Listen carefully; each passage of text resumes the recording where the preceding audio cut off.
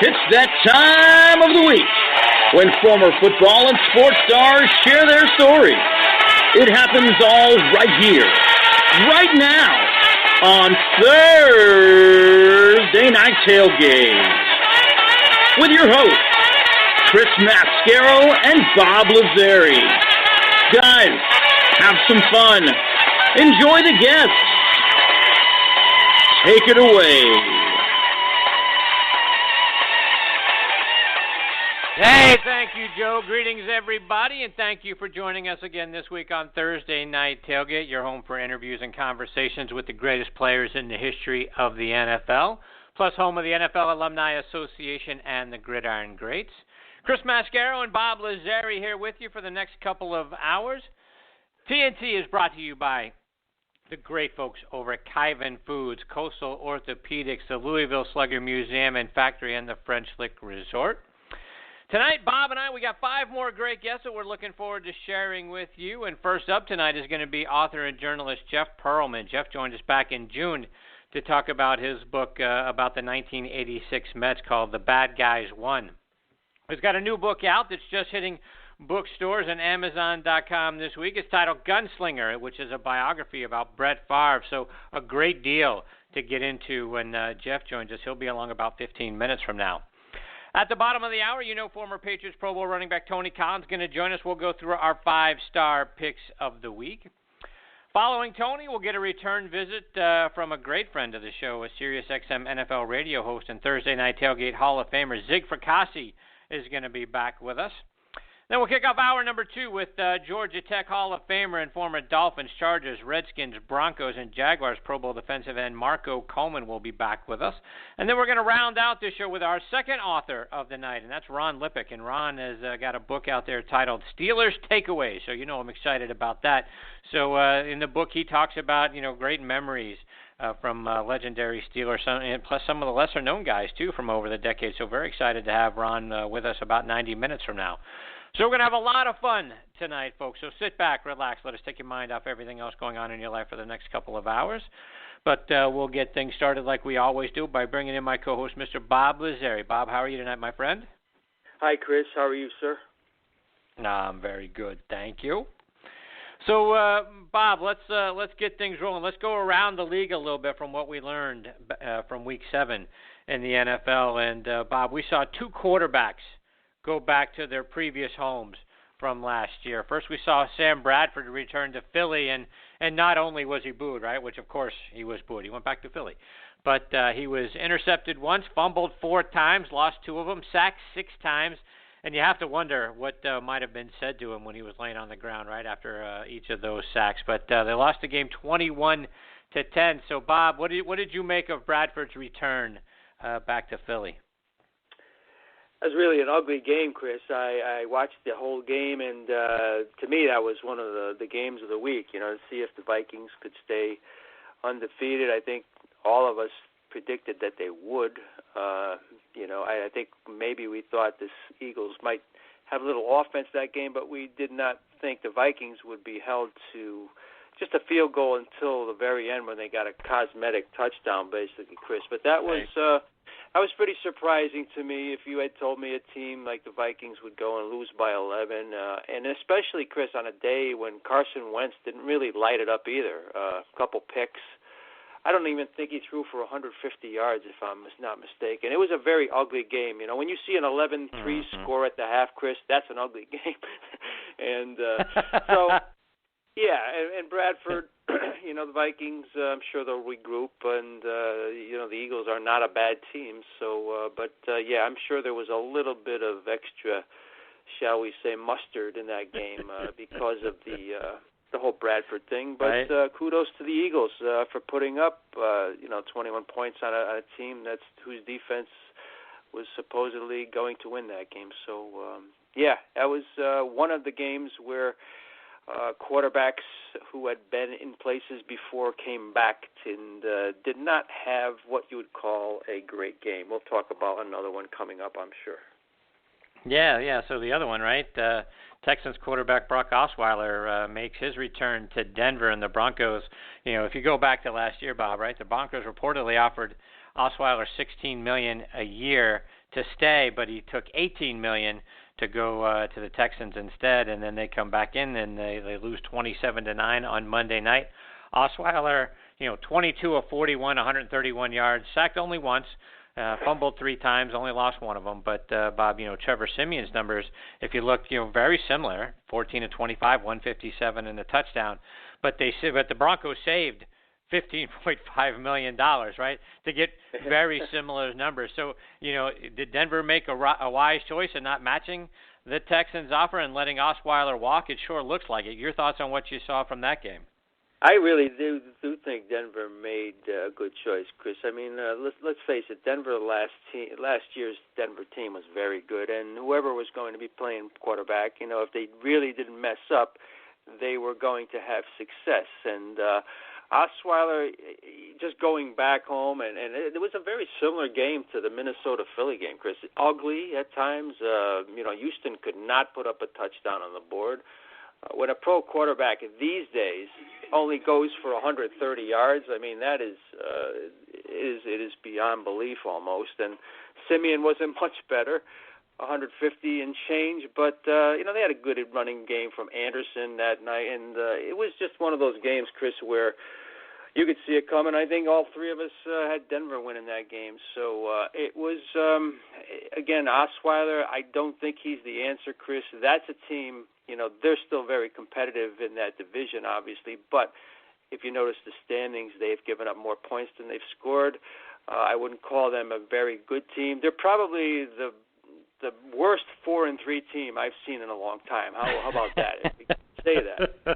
But, right. Yeah, but that was just another one of those games. But to answer your question, I think Osweiler, we were talking big bucks, in we're talking elite quarterback dollars, and I think Denver did the right thing, Chris.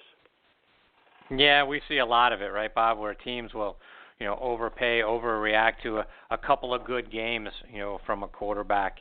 We've seen it over time, and I think this is just another example of that. Osweiler is the 30th rated passer in the league, Bob. The only ones behind him are Blaine Gabbert and Ryan Fitzpatrick. So, he's struggling there. 29th in completion percentage, 28th in yards passing per game. So, you look at Trevor Siemian, and Siemian is much better than him in all of those areas except for yards passing per game. So, I'm with you, Bob. I think the Broncos, when you're getting equally or better production from a guy who's saving you $15.5 million a year, yeah, I'm with you. I think they did the right thing as well. Mm-hmm. One of the other interesting things, and I have to give kudos to my son Jonathan, who sort of brought this to my attention, because it completely flew under my radar, completely flying under my radar for over a decade now, Bob. But a guy who's probably a Hall of Famer, right, is running back Frank Gore. This year he's 9th in the league in rushing yards. He's averaging 4.2 yards per carry, nearly 500 yards rushing so far this season. And over the course of his career, Bob, he's rushed for 12,535 yards, which is good for 9th on the all-time list. He's currently 204 yards behind Tony Dorsett, 724 yards behind Eric Dickerson for 7th all-time. And so it isn't inconceivable that he could catch Dickerson this year if he could average just over 80 yards rushing per game. So, Bob, did it surprise you like it did me to discover that Frank Gore is among one of the great all-time running backs? Well, Chris, he's an interesting story. I love the guy. I mean, I've loved him since he came up with the 49ers. I mean, and you know what it is, Chris? I think it's the way he goes about his business. He's done it with very little fanfare. If you watch the guy score a touchdown, it's not like the end of the world's happening, and he's celebrating, and he's just one of these classy guys.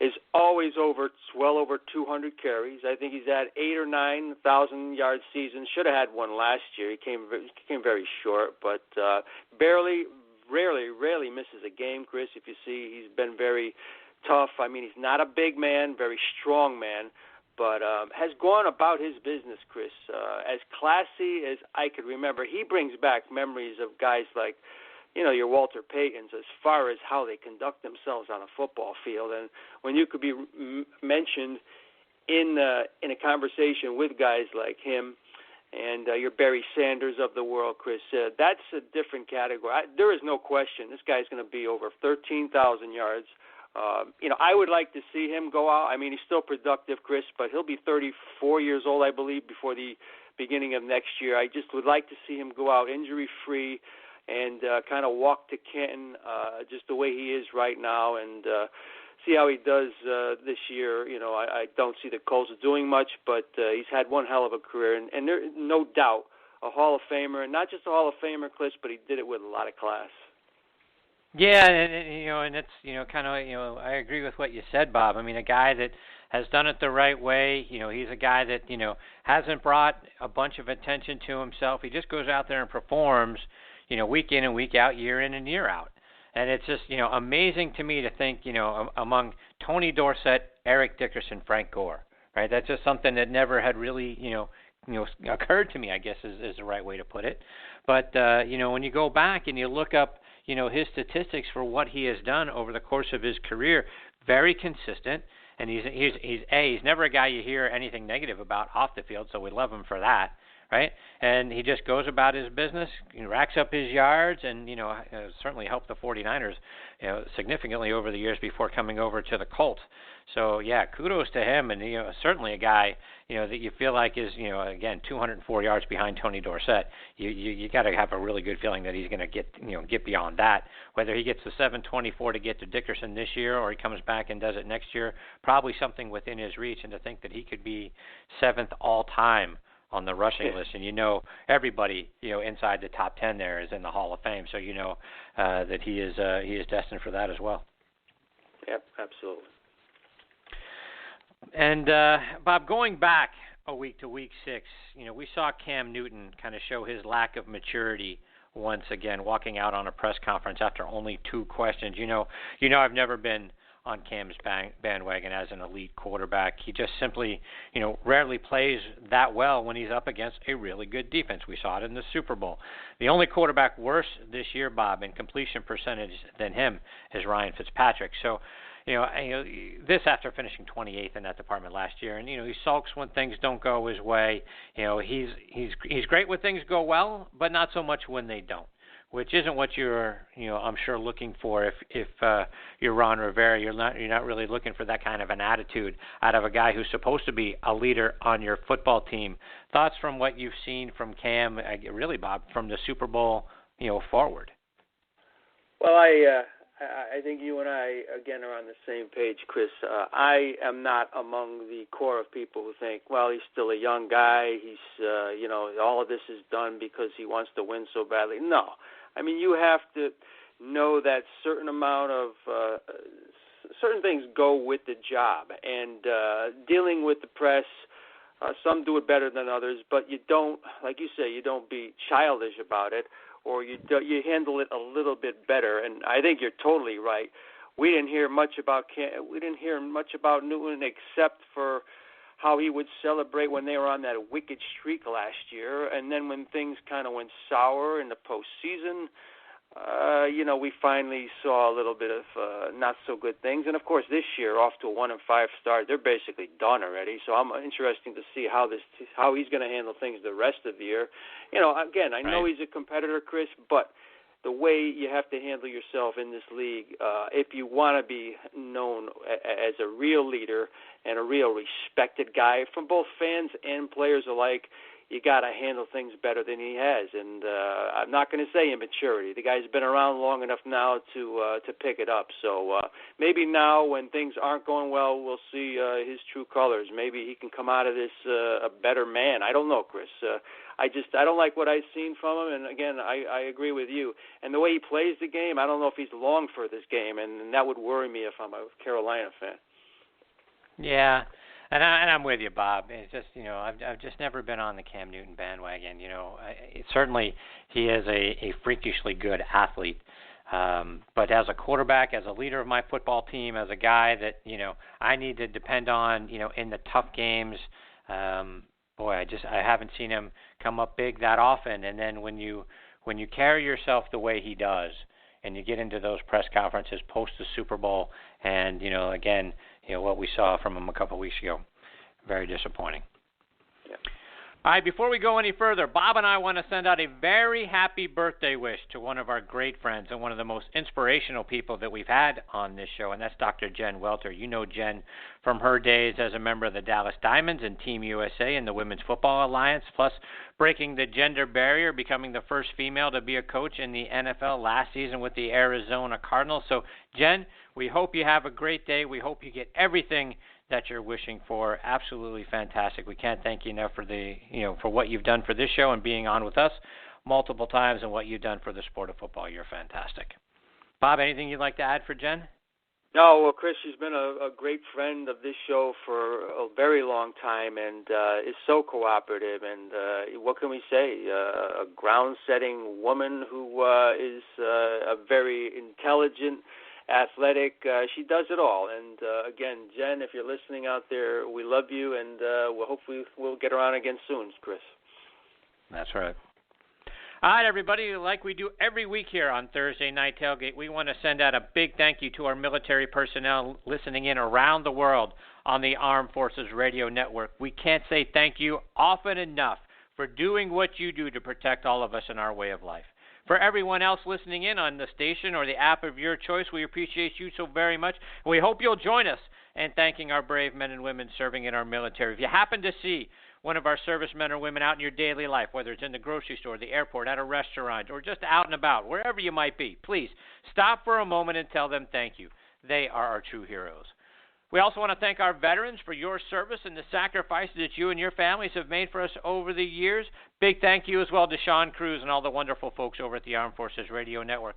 We are always so honored that Thursday Night Tailgate is a part of your network. You can find our show by going to armedforcesradionetwork.org.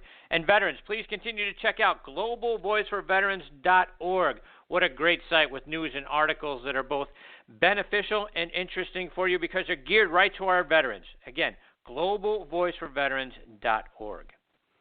TNT is brought to you by the great folks over at Kyvan Foods, owned and operated by our good friend and former Bengals and Falcons tight end and TNT Hall of Famer Reggie Kelly. Folks, if you want to be king of the grill, you know it is a must that you use Kyvan Sweet Barbecue Sauce, ranked number 15 in the world by Barbecue Superstars. This barbecue sauce, it's a must for your big game, your tailgating needs. It is available at select Walmarts and Kroger's throughout the eastern half of the country. 4 locations, online orders and recipes. Check out their website at Kyvan82.com, and Kyvan is spelled K-Y-V-A-N. And if your local Walmart doesn't carry the Kyvan Sweet Barbecue Sauce, we'll request it. I'm sure they'll be happy to add it to their shelves for you. TNT is also sponsored by Dr. Peter Candelora and the great folks over at Coastal Orthopedics. Folks, if you're an athlete or a weekend warrior dealing with injuries or discomfort, whether it's in your knees, your shoulders, your hips, or any of your other joints, don't just live with it. Do what athletes do to get relief, and that is contact Dr. Peter Candelora. He's going to get you back to enjoying life, folks. For more information or to schedule your consultation visit, go online to athleteinjuries.com. Baseball season, right, folks? We're coming to a close, right? World Series going on, and if you love the game, you're going to love the Louisville Slugger Museum and Factory. They recently were welcomed into the TripAdvisor Certificate of Excellence Hall of Fame. The museum, a very cool experience for everybody in your family because you get to walk their live production line and see the bats being manufactured right there in front of you. A few weeks back, you heard their executive director, Ann Jewell, here with us talking about the Ripley's Believe It or Not exhibit that they have there, which has got some bizarre baseball treasures. And don't miss the bat vault when you get there because you get to hold actual game-used bats from so many of the game's greatest legends. Guys like Hank Aaron and Ted Williams, my hero growing up, Willie Stargell. To find out more information about the museum and to book your visit, go to sluggermuseum.com. And please be sure to check out our friends at the French Lick Resort. Folks, you want to talk about a fantastic place to stay and play golf or to simply just relax and enjoy yourself. Well, you're not going to find a better place than the French Lick Resort. What a fantastic setting they've got there. 2 championship golf courses designed, one by Pete Dye, the other by Donald Ross. The Pete Dye design course hosted last season's Senior PGA Championship. They recently hosted the LPGA Legends Championship. The Donald Ross design course was the site of Walter Hagen's PGA Championship victory all the way back in 1924.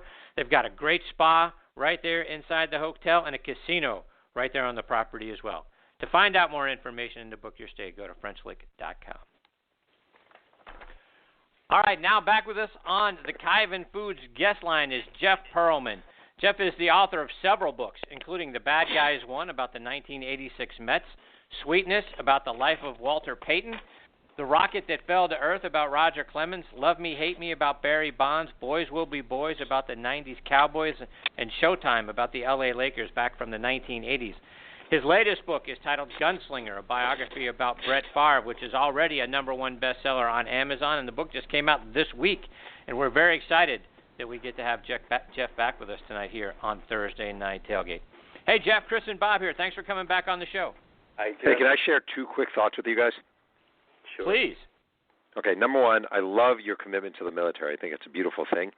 And number 2, I just had a highlight as a parent. My daughter just made her Halloween costume with a friend, and we're Jewish, and her best friend is Muslim, and they combined it to be Juslims, so they're actually going in Halloween as Juslims. It's like this beautiful, non-religious, religious movement right there. I love it. Good for you, Jeff. Good for her. The Juslims. Join the Juslims. Anyway. So, what's up, Jeff? Let's talk a little bit about your new book. You gotta be happy. It's been very well received. Like I said, it's a bestseller already on Amazon, and it just came out. So, kudos to you. Great stuff so far. Oh, thank you so much. It's, you never know how it's going to be received. You never know what people are going to say. It's always kind of nerve-wracking, and but it's been good. Yeah, I got no complaints. And as I was kind of reading about the book and some of the reviews, and you got a nice review from Al Michaels. Adam Schefter from ESPN gave the book a wonderful review as well. So that's got to mean a lot to you. Yeah, it's just you just want to. Yeah, I just love writing and reporting. It's really my love is professionally, and I enjoy doing it. So when you're done with it and people say, "Oh, good job," yeah, it means something to you. It does. Yeah. So, Jeff, I was reading this morning out on ESPN.com that Aaron Rodgers isn't so happy about a piece in the book regarding how he first greeted Brett Favre when he came in as a rookie. And you tell the story in the book, which our friend and former Packers backup quarterback Craig Null's been on the show a few times. He corroborated the story that Rodgers walked up to Favre in the team cafeteria and said, "Good morning, Grandpa," which You're correct. You got silence from Favre after that, and Craig went on to say that Favre couldn't believe it, and it was like, who the hell are you? So Rodgers is saying, hey, that's 100% not true, but I can't imagine Craig would tell and corroborate a story that wasn't true. No, it's Craig was a great source. He's a great guy. Love that guy. Yeah. And actually, Craig was one of the guys everyone said you need to talk to. If you're going to write about Favre, you need to talk to Craig Null. And I talked to Craig, and I do think it's kind of interesting. The one thing in the story that I think Rodgers maybe is taking issue with is the way Craig told it to me was it was the first thing that Rodgers said to Favre. And I think it is theoretically possible that maybe they spoke earlier in the day and it wasn't the first thing. That being said, it's possible. I don't actually know. I'm trying to figure out what he's talking about. Right. That being said, I've zero doubt, like 0% doubt in this story. I know it's correct. I stand by it 100%. I reported my butt off in this book.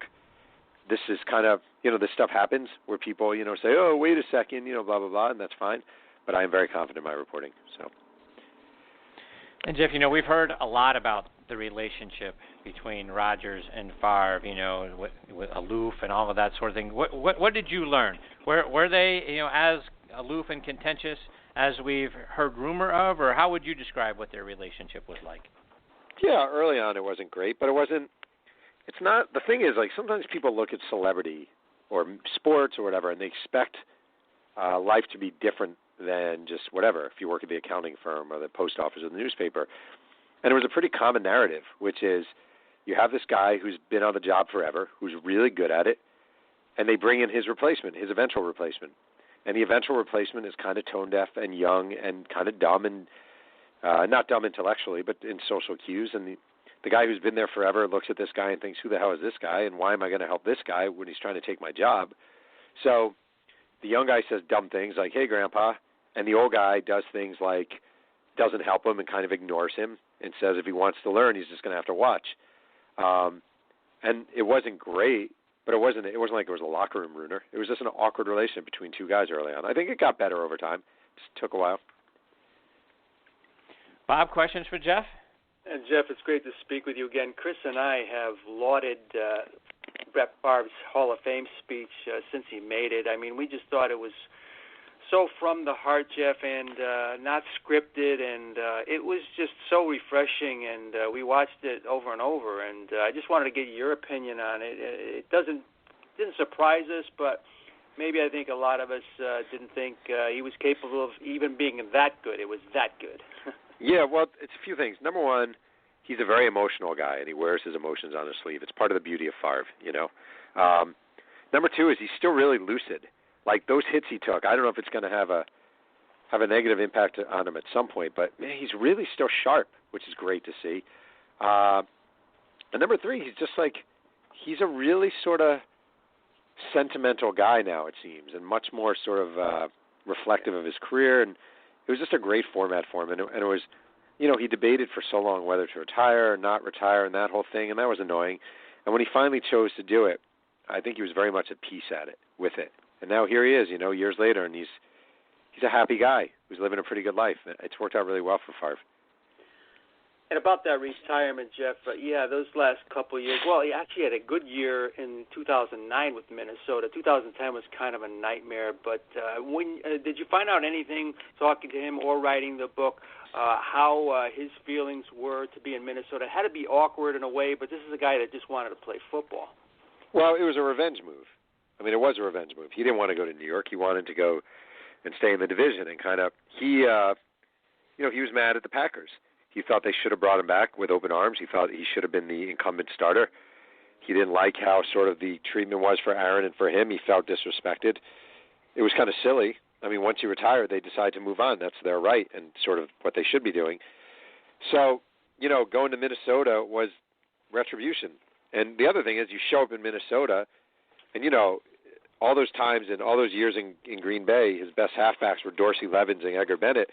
All of a sudden you show up in Minnesota, you got Adrian Peterson as your halfback. You look to your left, you have Sidney Rice. You know, you have these great offensive weapons all of a sudden at your disposal. And then you go to Green Bay, they boo you mercilessly, as you kind of deserved, and you beat them. And then you beat them again when they come to Minneapolis. So, you know, I think overall it was pretty sweet for him, actually. Mm-hmm. Yep. Jeff, Ed Sherman of the Chicago Tribune wrote a review of the book, and in his piece he warns Packer fans that if they prefer not to see Favre's image sullied in any way, they should avoid reading the book. So without giving, you know, too much away, what are some of the things that, you know, we'll learn when we read the book about Favre that maybe Packers fans would really rather not know? A lot of infidelity. You know, he was not a good husband. He was sort of not a great dad for his kids when they were young. You know, the addiction issues were really bad. I mean, when he was really bad with the Vicodin, he was popping 13, 15 pills, chasing it with alcohol. He'd throw it up. He would dig through the vomit to find the pills that had not been digested. He was just really, really bad. And it's uncomfortable, you know. It's an uncomfortable time period in his life. So I don't think Ed is totally wrong in that. But I think part of the story, part of the beauty of it is kind of how he rebounded and he came back and he had all these troubles and, you know, he came back from it all. I think the beauty is you look at him now, he's 47 years old. He's a dad. He's a grandfather. He's a heavily involved family man. He's in great shape. He runs races. He does triathlons. He's a generally happy human being. So, you know, it's a great ending to his story, I got to say. Yeah, absolutely. Mm-hmm. And it's interesting. You talked about, you know, the extramarital affairs and that sort of thing. But one of the things that you chastised the Packers media, and it's so unusual, right? You didn't hear a lot about the extramarital affairs, which in today's day and age, you know, people are all too eager to report on that kind of stuff and try to sully somebody like that. Why do you think they held off reporting it? I think Green Bay, I don't think they would have reported it now either. I don't think that was just a matter of the timing. I think I'm a New York guy. I'm from New York. In New York, there's a fight for headlines. You know, there's a fight for scoops. The Yankees have, 14 beat writers, you know, columnists. Everyone's fighting for it. So anything you can find that can get headlines and clicks nowadays, you go for it. Green Bay isn't that market. You have Green Bay and you have Milwaukee, and then you have some smaller satellite papers, and that's it. So it was much more about the football there. It's also a much more family-oriented, religious environment. So I think if you're the sports editor of a newspaper in Green Bay, Wisconsin, you're thinking to yourself, even if you find out, let's say you found out Brett Favre was sleeping with a hooker, just hypothetically, I'm not saying you did. Do you want to run that? Is that going to go over well? Do your readers want to read that? I think by and large, the answer is no. One of the other things that you talk about in the book is Brett's father, Irv, and it was really the same way, right? He was a big partier. He was a womanizer himself, right? Correct. He was, and his Brett's mom, Benita, she's just the best. She really is. She's lovely, beyond lovely, just awesome. And she stood by her son. She stood by her husband. A lot of tragedy in that family. The older brother, Scott, went to jail for DUI. Younger sister got arrested a couple of times. It was because you're related to Brett Favre, it all makes the newspaper, where it wouldn't have if it was just somebody. And the mom sort of stood by that the whole time. And you look back, I feel like the father, Irv, had very little empathy for his wife. I mean, he was a philanderer. He drank too much. He was just kind of indifferent. And while he was a great dad in many ways, and Brett Favre doesn't become Brett Favre without his dad, he also, in some ways, was sort of a disaster of a man. So Brett ended up, sounds like, very similarly, right? How did that impact Brett's life? It seems like he was, for a time, just like his father was. I would say that is correct. And I think, the apple, I hate to be lame cliche, but, the apple doesn't always fall far from the tree. Right. Brett's a combination. I think he has the good of Benita in a lot of ways. He's much more emotional. He's much more loving, outwardly loving to his kids, to his wife. He's affectionate, where his dad was the opposite. And yet, like his dad in those early years, he drank too much. He was, infidelity was not uncommon for Brett Favre. So, yeah, it was a little of both, I would not want a dad like Irv Favre, but he had his place, and he was important to them in many ways. So, I don't know. Mm-hmm.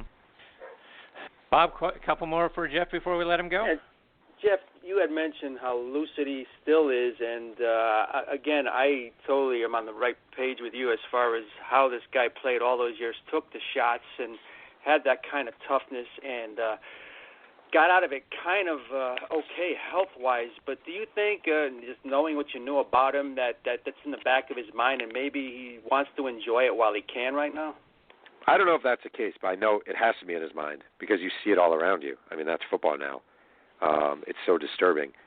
So, I mean, it's funny. I wrote a book about Walter Payton, and I didn't have any proof about CTE with him because there were no studies done when he died back in '99. But the amount of pain these guys go through and the amount of hits they take and the abuse that's done to their bodies, to their heads, is insane. And the fact that Favre now at 47 is still walking around, is competing, I think he's done something really smart, actually, which is he hasn't just sat on the couch and watched football. He's out there, he's exercising, he's staying sharp. Too many guys retire from the NFL, and they spent the first, 30 years of their life, or much of the first 30 years of their life, always in the weight room watching what they eat, and all of a sudden it's a release and a relief. Oh, my God, I can finally eat the Doritos. I don't have to wake up at 7 to exercise. And they let themselves go, and, healthy body, healthy mind, and all of a sudden they're just falling apart. I think he's been very smart and very wise in his post-career to stay physically fit, and I just think it has an impact on a person. And Jeff, do you think he will, after the Hall of Fame and all the relaxing he's doing and whatever right now, do you think he'll get his teeth into some kind of vocation, profession? Do you see him doing something on a consistent basis, or just kind of spreading himself out a little bit? Well, he's heavily involved in it's a sports media website called Score. He happens to be one of the investors. He's also doing a lot of really bad advertisements for like nasal hair removal. It's kind of painful, and but that's all right. He's getting paid. He's allowed. Sure. I don't think he'll be a coach. I don't think he wants to be. I mean, he did coach high school for a couple of years. He was the offensive coordinator for his local high school, and he was great. I don't think he'll be a coach, though. I don't think he wants to make that commitment to the game, and I don't think he'll be an announcer, because I think while he would enjoy sitting in a booth for 4 hours announcing a game, if you look at guys like Troy Aikman and Rich Gannon and different guys, they put a ton of homework into that. And, interviewing the players before the game, and I just don't think that's his thing. So, anyway, he's financially well off. He's set. He's a grandpa. He's heavily involved in his kid's life. He's making up for a lot of lost time. I think he's a pretty happy guy. So, Jeff, what's next for you? My next book I'm doing is a dream project for me. It's a biography of the old United States Football League, the USFL. Yes. Very cool. So, yeah, that's what I got. It's kind of my dream book. I don't know if anyone will read it, but I want to write it. I'm sure they will. No, I hope so. Jeff, remind our listeners how they can find your book, buy Gunslinger, or any of your other books, both online, and then follow you over social media as well. Yeah, well, JeffPearlman.com, at Jeff Pearlman on Twitter, and it's available everywhere, bookstores, Barnes & Noble, Amazon, and I appreciate you guys giving me this forum. I really do. I really enjoyed it. Anytime. Thank you, Jeff. Anytime, right. Exactly right. So, Thank Jeff, you. take care. All the best to you and your family. We look forward to the next book. All right, thank you. Keep doing good work. I'll see you. Take care. Thank you. Take care. That is author Jeff Pearlman, and his book, again, it's called Gunslinger, about Brett Favre. Great stuff, Bob. So many good stories. Can't wait to check the book out. Yeah, guys like Favre and Peyton, beyond great athletes, Chris. Their legends, shall we say, just went into so many different directions. Those guys were just at the height of the football world at their times, and two incredible stories. I've read up a lot about Peyton and, of course, Favre. I've written articles on Favre myself. Two very complex individuals, and Jeff always comes up with the good stuff. And the USFL, be great. The old New Jersey Generals, Herschel Walker, I'll be looking forward to that. Yeah, me too. All right, we've got our next guest, Tony Collins, hanging on the line. We're going to get to Tony on the other side of this station identification. This is Christine Lisi, and you're listening to Thursday Night Tailgate, where NFL stars go to tell their stories with Chris-Mascaro and Bob-Lazzari on the Armed Forces Radio Network. And now back with us on the Kyvan Foods guest line is former Patriots Pro Bowl running back Tony Collins to go through our 5-star picks of the week. Hey, Tony, how are you tonight? Hi, Tony. I am doing fantastic. How you doing, Chris and Bob? All right, man. Really well, Tony. So, Tony, last week. All I want to know is who winning. Yeah, well, you and Bob last week, you guys were, 3-1-1 thanks to that tie between the Cardinals and the Seahawks. I was 2-2-1, so we all missed on the Vikings over the Eagles. We all had the Patriots over the Steelers and the Broncos over the Texans, and you and Bob were right with the Chiefs over the Saints. I went with the upset there, got that wrong. So far this season, Tony, you have a one-game lead. You're 19-10-1. I am 18-11-1, and Bob is 17-12-1. So one game separates, back to back. So still a long way to go, though, my friend. Yeah. Keep flipping those coins, Tony.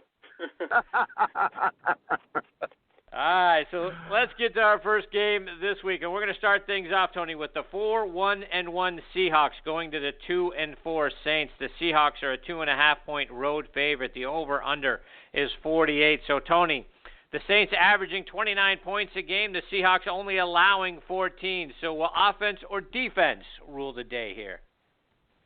You know what? What's crazy about the Seahawks, man, is I watched the game last weekend, man. It's just I know Arizona has a great defense, but it's just like the Seahawks can't put anything together on offense. I mean, they just looked so bad on offense, and it's just they're going into New Orleans. I just really think with Drew Brees playing at home, I'm going with the upset this week.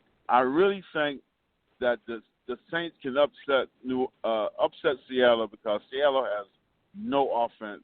I don't see them scoring a lot of points, and I see Drew Brees coming out with the victory. It's going to be a Drew Brees show.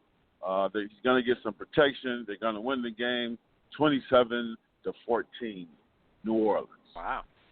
All right. Bob, what do you think? Tony makes some good points. The Seattle offense does worry me a bit. To say that they've scored the least amount of points, my goodness, I think in the NFC, I think they're tied with Chicago. That's amazing to me. Of course, their defense is always going to be good.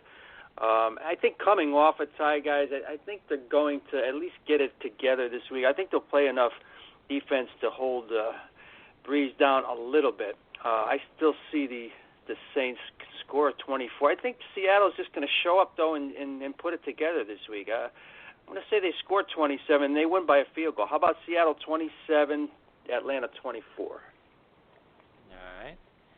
And guys, you know, you hear me say it all the time, right? Defense wins championships. So, you know, if the other team can't score, you know, you can't lose, right? So, you know, to your point, Tony, you know, the Seahawks came out, you know, with a tie last week because really their defense kept them in the game. Plus, you know, neither kicker could make a chip shot field goal there in overtime. But Russell Wilson is hobbling, guys. He's dealing with now a right pectoral muscle injury. You know, after this week, he's already been dealing with a knee injury. So those, you know, those injuries are impacting his ability both to throw the ball and to move around in the pocket. To your point, Tony, pretty ineffective last week. It took him 5 quarters just to throw for just over 200 yards, and they're not running the ball well either. 27th in the league, averaging under 83 yards per game. Now, you know, that should help out, you know, the New Orleans defense, right, which is terrible, right? They're 29th overall, 30th against the pass, 23rd against the run. And, you know, and I'd like to mention, you know, like I mentioned a moment ago, they're allowing 29 points a game. So Seattle should be able to get things going a little bit easier. But I'm with you, Tony. I think, you know, Carson Palmer threw for 342 yards against Seattle last week. I think we're starting to see some cracks in that Seattle defense. You go back, Matt Ryan threw for 335 and 3 touchdowns. So I think the Saints are going to get it done. I'm with you, Tony. I'm taking the Saints. I think they get it done 30-27. Our second game, fellas, is Tony's 6-1 Patriots. They're going to the 4-3 Bills. The Patriots are a 7-point road favorite. The over/under 46.5. Tony, can your boys go on the road and get a revenge win for their lone loss so far this season? Yeah, baby. Let me tell you something. Buffalo right now, they're crippled. I don't believe McCoy's going to play this week. Sammy Watkins is not playing. Man, I'm going to tell you right now, man. And one thing I know about Coach Belichick, he is still thinking about that shutout that Buffalo put on him at home. I'm going to tell you right now, this is going to be the one. 37-7. The Tony Collins blowout special of the week. This is the blowout. All right. Bob, is he right? Yes, he is right.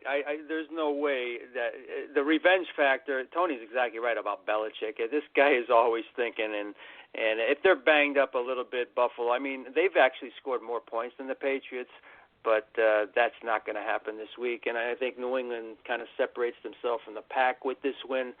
I'm with Tony. It's going to be bad. I'm going to say, how about 34-14, New England? All right. Well, you know, guys, when you look at, you know, what's happened, you know, when Tom Brady, now that Tom Brady's back, right, he's making another strong statement, you know, to be the league MVP despite only playing 3 games so far. His quarterback rating tops in the league, 132.6, completing 75% of his passes, 8 touchdowns, no interceptions so far. And to go along with that, you know, what doesn't get enough attention is the Patriots' defense, 6th best overall, you know, against the rush, averaging, I take that back. The Patriots' 6th overall rushing offense. That doesn't get enough attention. They're averaging 123 yards per game. And in the 3 games since Brady's been back, guys, averaging 32 points a game. Bob, you said it all last year, right? Talking about the Patriots being able to go out and, you know, put 30 points on the board every single week while they're doing it. Now, you know, now that Brady's back. So I'm sure they also have, to your point, Tony, a little something extra for Rex Ryan this week in their game plan, you know, with that, you know, sincere desire to make him remember who was the king of the AFC, you know, East, if not, you know, the whole darn conference. So I'm with you guys. I think there's no way the Bills repeat this, and God forbid, Tony, that they do, that you got to go back out there every week on Facebook and talk about how much you love the Buffalo Bills. So I'm with you guys. I think the Patriots get this done 27-17. All right, our third game this week is the 3-1 Arizona Cardinals going to the 1-5 unbelievable Carolina Panthers. The Panthers are somehow a 2.5-point road or home favorite. The over/under is 47.5 in this one. Tony, do you think the Panthers can get it together one time, or as Bob talked about at the top of the show, is their season really over at this point? I'm trying to figure out how the Panthers are favored to win the game. That's what I'm trying to figure out. Right. I mean, their defense, man. I mean, mean, I just don't understand it. Was Josh Norman that good?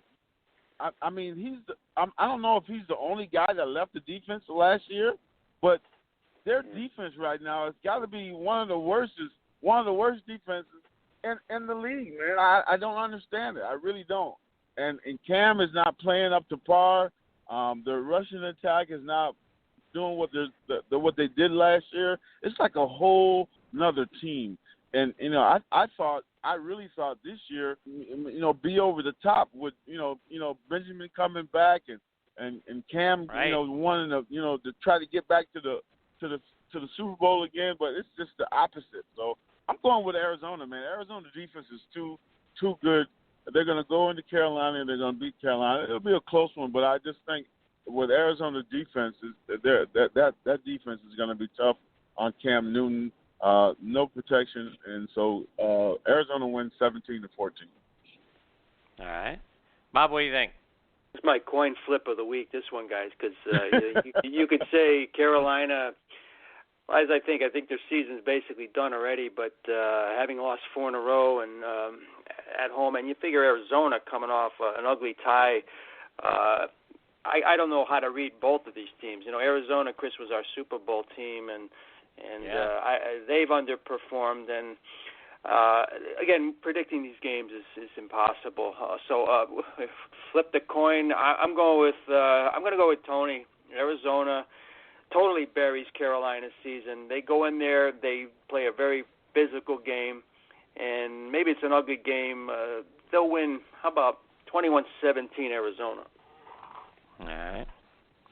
Well, and Tony, you and Bob and I talked about this at the top of the show about Cam Newton, 25th in passer rating this year, 31st in completion percentage. You couple that with a defense, to your point, that's allowing over 29 points a game, over 40 points in 2 of their last 3 games, and now you know why. They're 1-5, and I don't think it gets any better or easier this week. The Cardinals defense, 3rd against the pass, allowing under 16 points a game. I'm with both of you guys. I'm taking the Arizona Cardinals. I think they win this game 30-17. Our 4th game this week, Tony, we got the 3-4 Chargers going to the 5-2 Broncos. The Broncos are a 5-point home favorite. The over/under is 43.5. Tony, the Broncos are another team looking for some revenge, going back 2 weeks ago when they lost to San Diego. Do they get it here at home? I think they do. Playing at home, San Diego going up to Denver. Denver's defense is just I think it's still one of the top in the league. They got a good rushing attack with CJ. I just got to go with Denver. It could be a close game because San Diego offense, I mean, they can score some points, but they won't score enough points this week. So I'm going with Denver, 27-24. All right. Bob, what do you got? And Tony's right about the Chargers offense. Over 200 points already. That's incredible, but their defense is a little shaky, guys. They're not a good road team, and I just think this is the time where they're going to have to try to win to stay within sight of Oakland and Denver, but I just don't see it happening in Denver. I'm with Tony. I think Denver, this is a great rivalry, but I'm going to go Denver wins this game 30-24. All right. And, guys, it looks like the Broncos are going to be without C.J. Anderson for the rest of the season. Hurt his knee on Monday night's win over the Texans. So we're going to see Devontae Booker take over the running back position. And, he's averaging nearly 5 yards a carry on 51 carries so far this year. So I don't think their running game really is going to miss a beat with him in there. Now, it's interesting, but when these two teams met a couple of weeks ago, the Broncos were without their head coach, Gary Kubiak, who didn't travel with the team due to some health concerns, and he's normally the play caller, which likely contributed to their poor performance on some level on offense. Phillip Rivers only had 178 yards last time out, so they held him in check. The Chargers defense has allowed over 30 points in 4 of their 7 games so far this year, and like I say, Devontae Booker, boy, he looked good even back in that game. Only got 5 carries, but rushed for 46 yards, so over 9 yards a carry back then, and I expect you're going to see more of that come this Sunday. So I'm with both of you guys. I'm taking Denver as well at home, 24-17. And, guys, our last game this week in our 5-star picks of the week, we got the 4-2 Packers going to the 4-3 Falcons. The Falcons are a 2.5-point home favorite. The over-under is 52.5. Tony, can the Falcons manage to stay above 500 after this week, after starting out 4-1? Man, this is a tough one right here, man, because I love Atlanta's offense. I think their offense is just super with Ryan, Julio Jones, and just their rushing attack is good. Defense is okay. But Green Bay, man, they scare me, man. Aaron Rodgers is still one of the best quarterbacks, I believe, in the league. I mean, he's not playing like he usually plays. I know his percentage is not as good as it usually is. And I just think Atlanta can win at home. I really feel that way. So I'm going to go with Atlanta. I know it's probably the upset. I'm pretty sure Green Bay's favorite. I don't know if they are or not, but I'm pretty sure they are. So I'm going with Atlanta winning 27-24. All right. Bob, what do you think? Falcons actually are a 2.5-point home favorite here. What do you think, Bob? Can Atlanta get this win? Oh, man, this is another tough one. But Tony says they are a very good offensive team. And Green Bay's, the defense, it looks good on paper, but just when you think they're going to have a type of lights-out game, Chris, they disappoint a lot. They're a very tough team to figure out. They look stale on offense. Now, I'm hearing Eddie Lacy's not around. I don't believe he is for this week, right, or for at least the near future. And it seems like, Jordy Nelson's been bottled up. Nelson has been bottled up a lot this year. And I very rarely, if I could remember, have ever picked against Green Bay in the Rodgers era. I'm going to do it this week. I just think Atlanta, they're going to put up 30 points, and I don't know if Green Bay can. Atlanta's defense is nothing to write home about, but how about all right, we'll say it, Chris. It'll be a gunslinger type game, all right? So we're going to say Green Bay, how about Atlanta 34-31. Crazy game. All right. Well, I agree. This is a tough one, fellas, and it's starting to feel like 2015 all over again here in Atlanta. You remember last season, the Falcons started out 5-0 and then went on to finish 8-8, mm-hmm.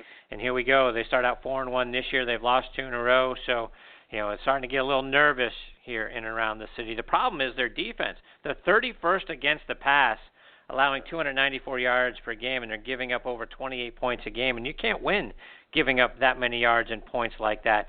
Now, Bobby, I think you mentioned it. This hasn't been Aaron Rodgers' best season by any stretch, but he did throw for 326 and 3 touchdowns last week against Chicago, who have a much better defense, by the way, than the Falcons do. So I expect him to light it up Sunday here in Atlanta. On the flip side, like we were talking last week, Bob, with Bo Bach, Matt Ryan's having an outstanding year. He leads the league in passing yards. He's second in passer rating and in touchdown passes. So, he's going to keep the Falcons in a lot of games because he and Julio Jones are outstanding together. But Green Bay, they've got the top rushing defense in the league. They're middle of the road against the pass, which is much better than the Falcons are, and they're 11th best scoring defense. So I'm going to go opposite of you guys here and try to catch Tony. I'm going to go Packers win a close game here in Atlanta, 28-24. Tony, before we let you go, remind our listeners about the great things you're doing helping kids go to college. TonyCollinsProjects.com, TonyCollinsFoundation.com, giving out scholarships to high school kids going off to college. Go on the website, make a donation, help the cause, man. We're helping some great kids, and it's for a great cause. Thank you guys so much for allowing me to be on the show and help these kids out like we're doing. Yeah, it's great stuff that you're doing, Tony. Thank you for what you're doing to help out these kids. Thanks for being a great part of the show, and we look forward to seeing how we do, and we'll catch up with you again next week, my friend. Yes, sir. Take care, Tony. All right, take care, Tony. All right, Bob. That is Tony Collins in our 5-star picks of the week. We've got our next guest, Zig Fracassi, hanging on the line. We're going to get to Zig on the other side of this station identification. Hi, this is former Rams QB Jim Everett, and you're listening to Thursday Night Tailgate, a.k.a. TNT, and it's explosive in here with my buddies, the hosts, Chris-Mascaro and Bob-Lazzari.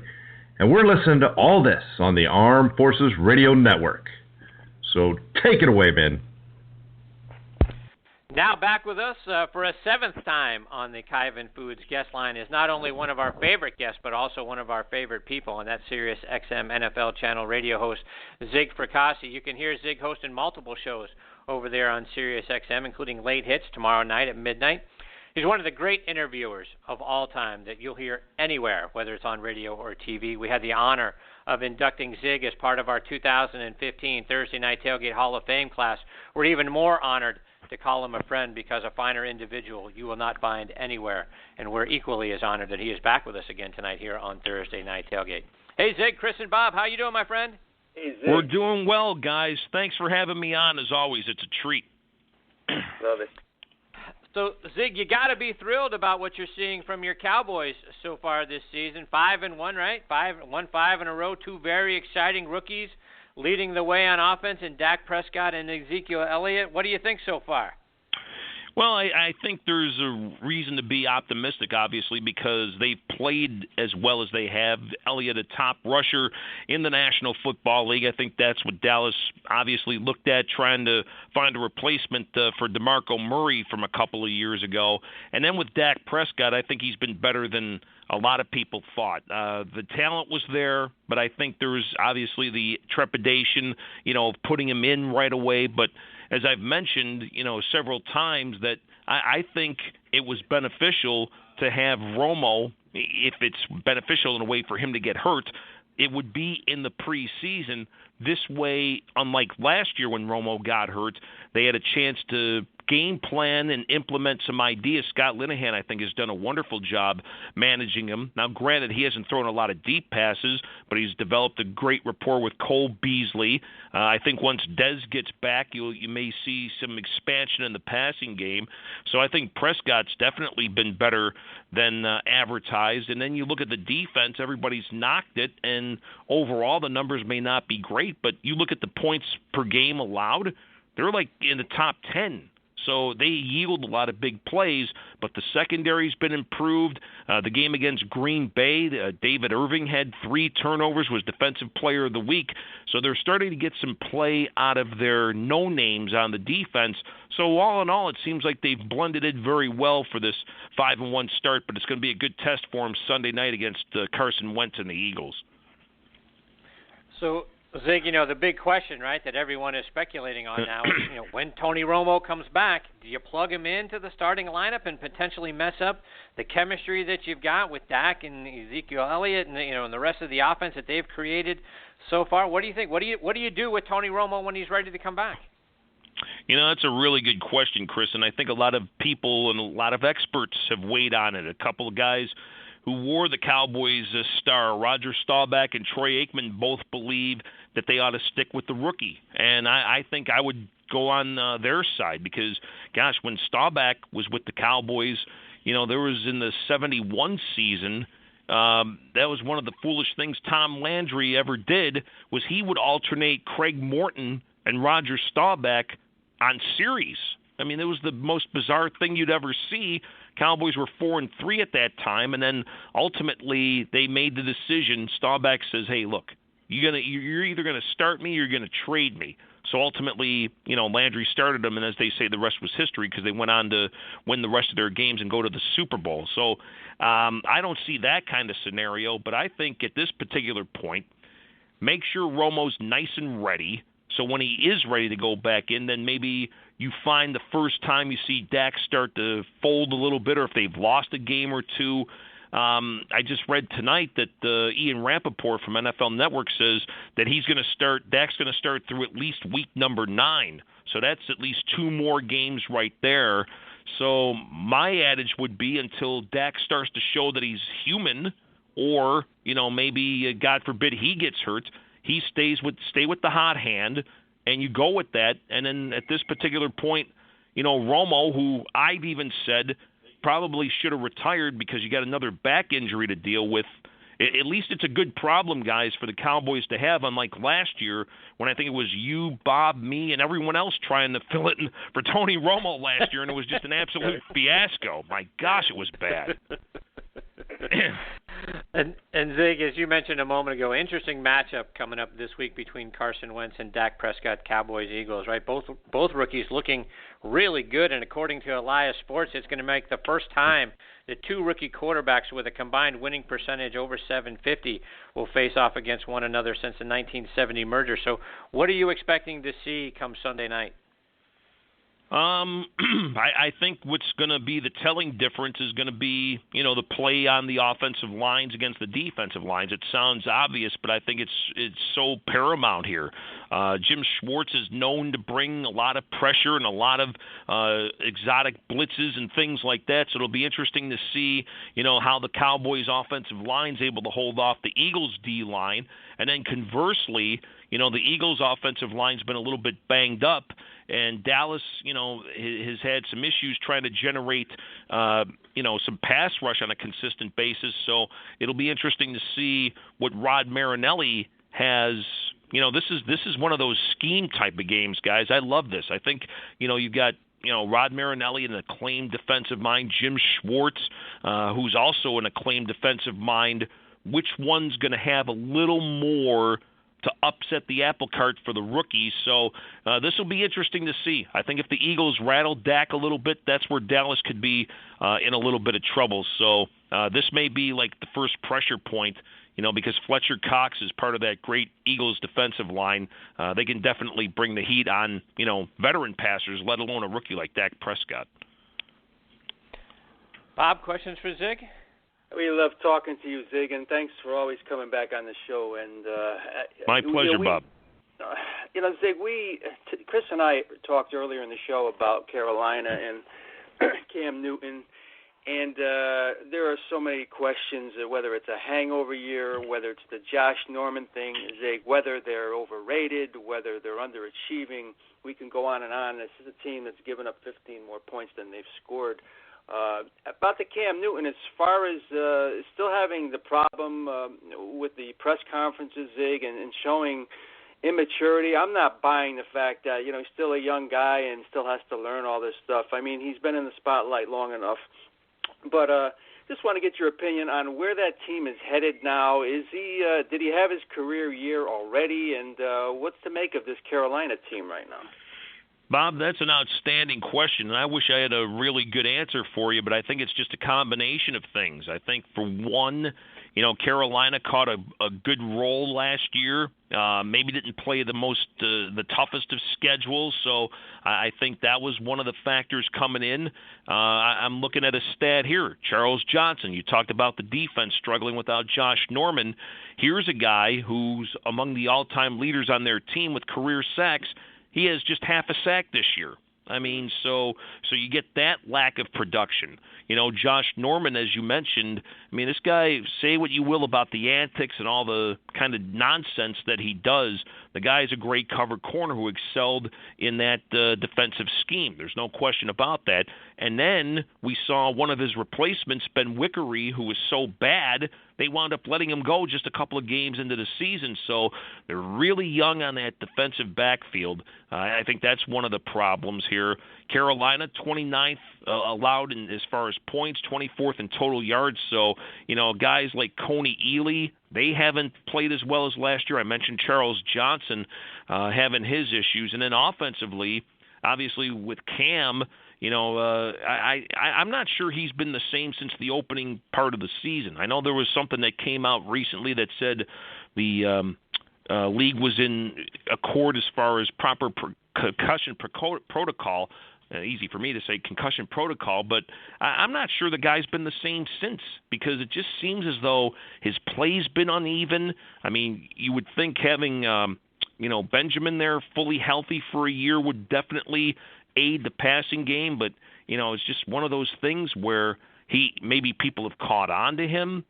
He's not able to get out and improvise like he has. I think teams have done a better job keeping him in the pocket. I don't think the ground game's been as strong, and I'm with you, Bob. I get kind of tired of these guys who they want all the fame and all the fortune, and when everything's going good, I'll talk your ear off, but when it goes bad, I'm going to pout like a little baby. I can't stand that. I can't tolerate that. So, if you want to be a star, if you want to be someone that kids look up to, you man up when you lose or you don't play well. Hey, this was on me, or it was my fault this happened. And then I think you become even more respected. So Cam still, I think, has a little bit of growing up to do in that regard. And Zig, I think there's so much parity in the league right now. You have your teams, just a couple, maybe your New Englands, who are always going to be consistently where you think they are. And everybody else right now, it's a crapshoot, especially with the injuries, Zig. It's such a war of attrition, this entire league. And one of the enigmas of this league, for as much as they can be with a record of 4-2, is the Green Bay Packers. I mean, this is a team, Zig, they're used to have, of course, over the years, recent years anyway, have been so used to outscoring opponents. They're not doing that anymore. I'm hearing now that Lacey's banged up. People are questioning if Rodgers is the Rodgers of old. They always seem, when you think they're going to just get over that hump, Zig, they have a bad defensive game. McCarthy at times looks lost and looks confused at how a team that talented can be doing certain things. This is another team that is incredibly hard to predict, Zig, and I don't know if they're going to be a playoff team or not. They're a team I like to just stay away from talking about. Okay, well then we won't. No, I'm just kidding. Right? Yeah, I mean this is a situation here, Chris, where I'm surprised the lovely actress Olivia Munn hasn't been the focal point here. Why Aaron Rodgers stinks, But I think in all seriousness, guys, I think there's a little more than leads on here. If you noticed, since the the Monday night game or Sunday night game when they played Denver, when the Broncos started to really man up on those receivers, Cobb and even Jordy Nelson wasn't around last year, but guys like Devontae Adams, and then they brought James Jones back for another stint with the Packers, and now he's looking for another job. Those guys can't get open. And we saw this last week. I mean, I did the post-game show for Sirius XM NFL Radio last week, and I mean, yeah, they finally got some things going against the Bears. They scored, I think it was touchdowns in the last 3 possessions, but it was only after the Bears were so worn out. Their receivers can't get open. I mean, it's amazing. I mean, you look at it, and then, they had to line up. They were so had so much attrition in that backfield. You mentioned Eddie Lacy. I think he's going to miss the balance of the year. Starks is out with a knee injury. So they wound up having to line up Ty Montgomery, who's normally a receiver who played some back at Stanford. They had to line him and Cobb back up in the backfield to make it look like they had a ground game. So to me, that's like an embarrassing episode of not having enough depth. Now, granted, their one back that they brought in got hurt the day they, activated him, and then they brought in Niall Davis from Kansas City, who didn't have much playing time. But still, if you bring a guy in, at least give him a couple of plays. So I think they've been hurt by a lack of speed, a lack of health. I'm not sure how great their offensive line is, but I think it's just one of those things. Aaron Rodgers still has the fastball going. Problem is his guys can't get open. I think their personnel is kind of overrated, and I think they've kind of lived off the Aaron Rodgers phenomenon the last couple of years. And, you saw what Dallas did to them. They bludgeoned that, number 1 rated defense against the runs. So if you keep Green Bay in contact here as far as keeping them off the field and then, try to run like Dallas did, Green Bay, to me, looks like a very average team. Zig, a couple of teams that Bob and I both like to be, either in the Super Bowl or certainly in the NFC Championship game are the Cardinals and the Seahawks. And the Cardinals, at 3-3-1, Seahawks 4-1-1, both showing signs that their pass defenses, aren't that great. Certainly Seattle's over the last couple of weeks. I'm curious to get your thoughts. Are both of those teams still teams that we think can go deep into January, if not to February? Probably at this point, Chris, probably more Seattle, although, you got to wonder about the health of Russell Wilson. I mean, it's clear the guy is not 100%.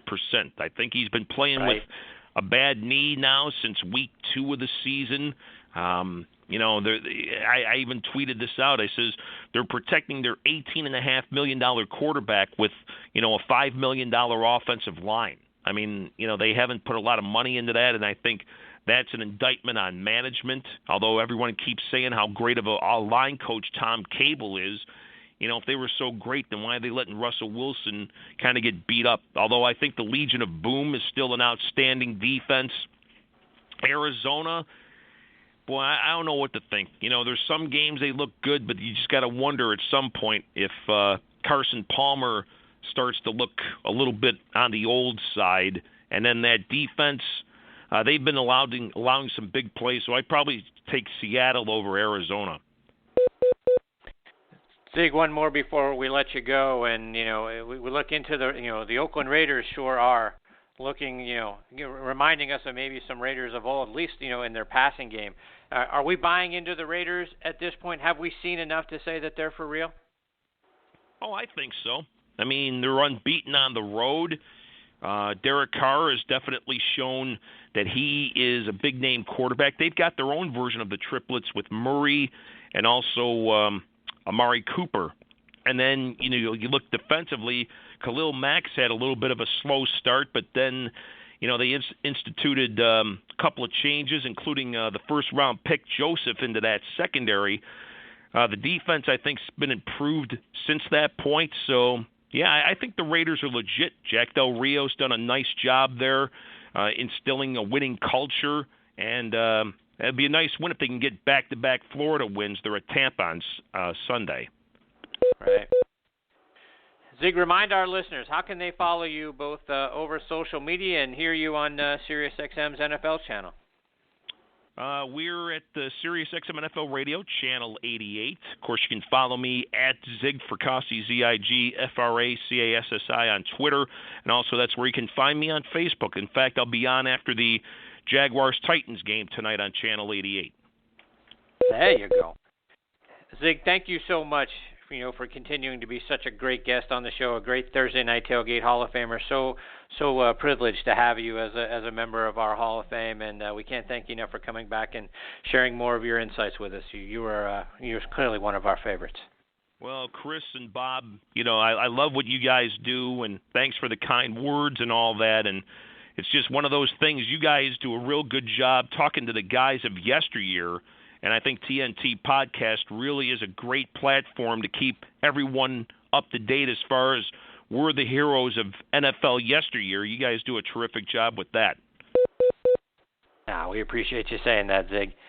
Take care, my friend. All the best to you and your family. We certainly look forward to the next time we get the privilege of having you back on the show.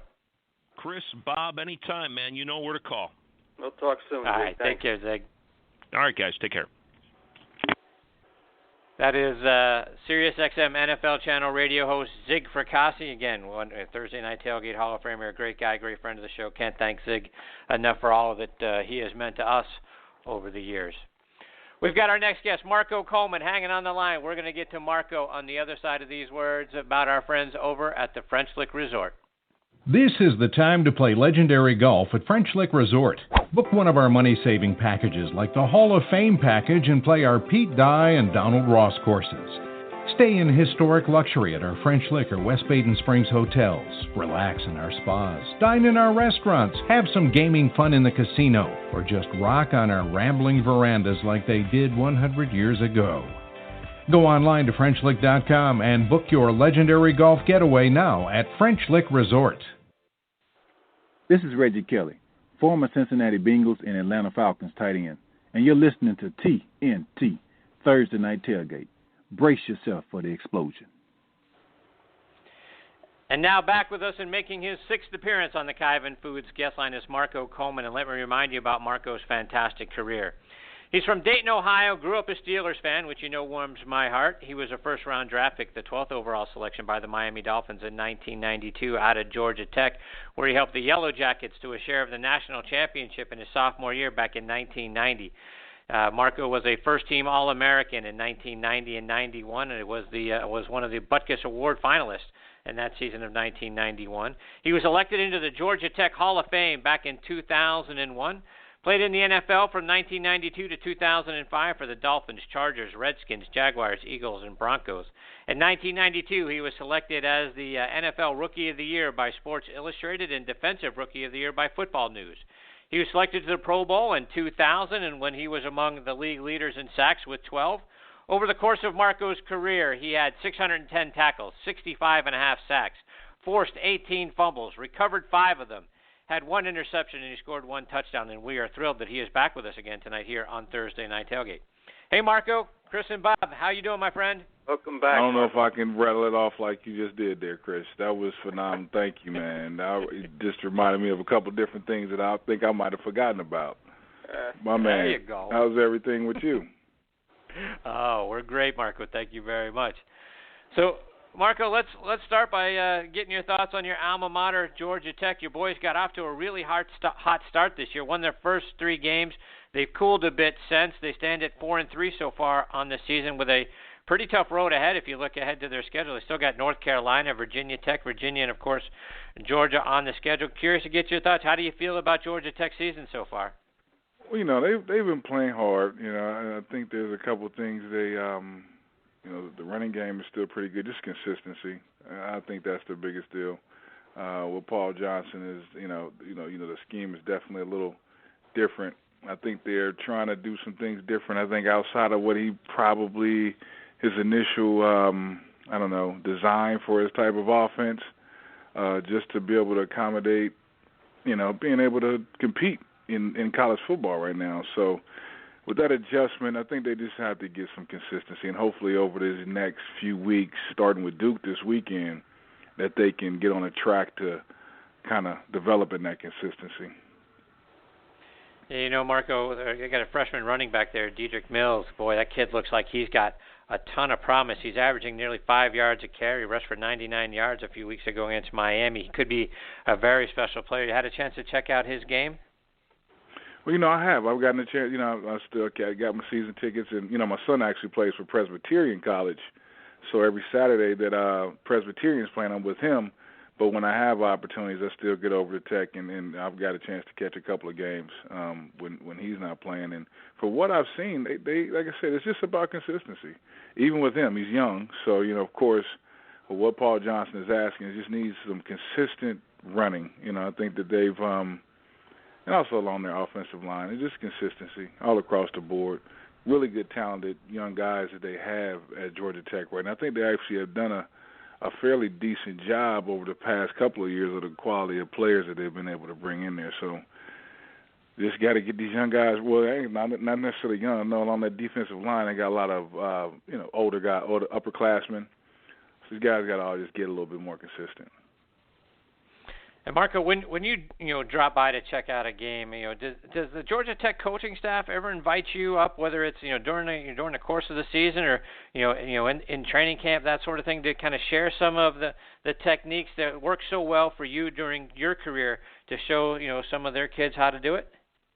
Well, I live in Jacksonville, Florida, and and I have, like I said, my son plays football, and I have a younger daughter that's in high school, playing in high school sports, and so I participate in helping her and things of that nature. So, when I have the opportunity to get to Atlanta, those opportunities are there to participate and help. But, when I go to a game, I tell you, man, I enjoy the atmosphere of being in the flats, hanging out with some of my other former teammates and classmates, other alumni members, tailgating and things of that nature. Last thing I want to do is involve with them coaching. I have a good time at the game. Bob, questions for Marco? And Marco, it's great to speak with you again. And I think we had talked last time. Your first 4 years in the NFL were played under a Hall of Fame coach. And, of course, we talked about there's defensive coordinators you deal with and many to attribute success to. But playing your first 4 under a guy like Shula, Marco, what did you take away from that enabled you to have such a long career? What, if you had to narrow it down to one thing that maybe Shula taught you that stayed with you for a long time, what would that be? Having Joe Green as an assistant coach. There you go. Having him on his staff. Like I said, Coach Shula was the head coach, and it wasn't a lot of involvement. I was directly day-to-day with Mr. Joe Green, Hall of Fame defensive tackle with the Pittsburgh Steelers. Like I said, it was a dream come true to me. As you know, guys, I grew up Pittsburgh Steelers fan, and to have the opportunity to come and start my career with Joe Green, I had to get over I was in awe for about a good month before I even adjusted to being in the NFL, being in the room with Joe Green. So that was it, the way things were conducted. You figure it was very organized. It was a man's atmosphere, It wasn't, you can see I'm watching the Jaguars and I'm just looking at the atmosphere. You can tell it's just a lot of young guys. It was a time in the NFL, actually, not just with the Dolphins, where you kind of had more guys in the locker rooms with, I think the average tenure may have been more like 8 years as opposed to now you look at it in the league, about 5 or 6 years is the average tenure of a guy that's on a team. You know what I mean? So the leadership and the way that the atmosphere was conducted, which Coach Shula was directly he directed that. I would say was what propelled me to be able to sustain throughout the rest of my career. I understand the professionalism and what was demanded to be a professional athlete. And Marco, you started playing in the NFL. My goodness, it's almost been 25 years. You've been out of it more than 10. And as far as the defensive end or any pass rushing position is concerned, when you watch the game now, Marco, has it changed a lot? Is it the type of guy that rushes, the size of men? Do they do as much stunting? How has it changed, if at all, since you left the game? I really don't think it's changed. From when I came in and what I, grew up watching for the most part. If you look at Miller out with the Denver Broncos, right, you can't tell me that's the reincarnation of Lawrence Taylor.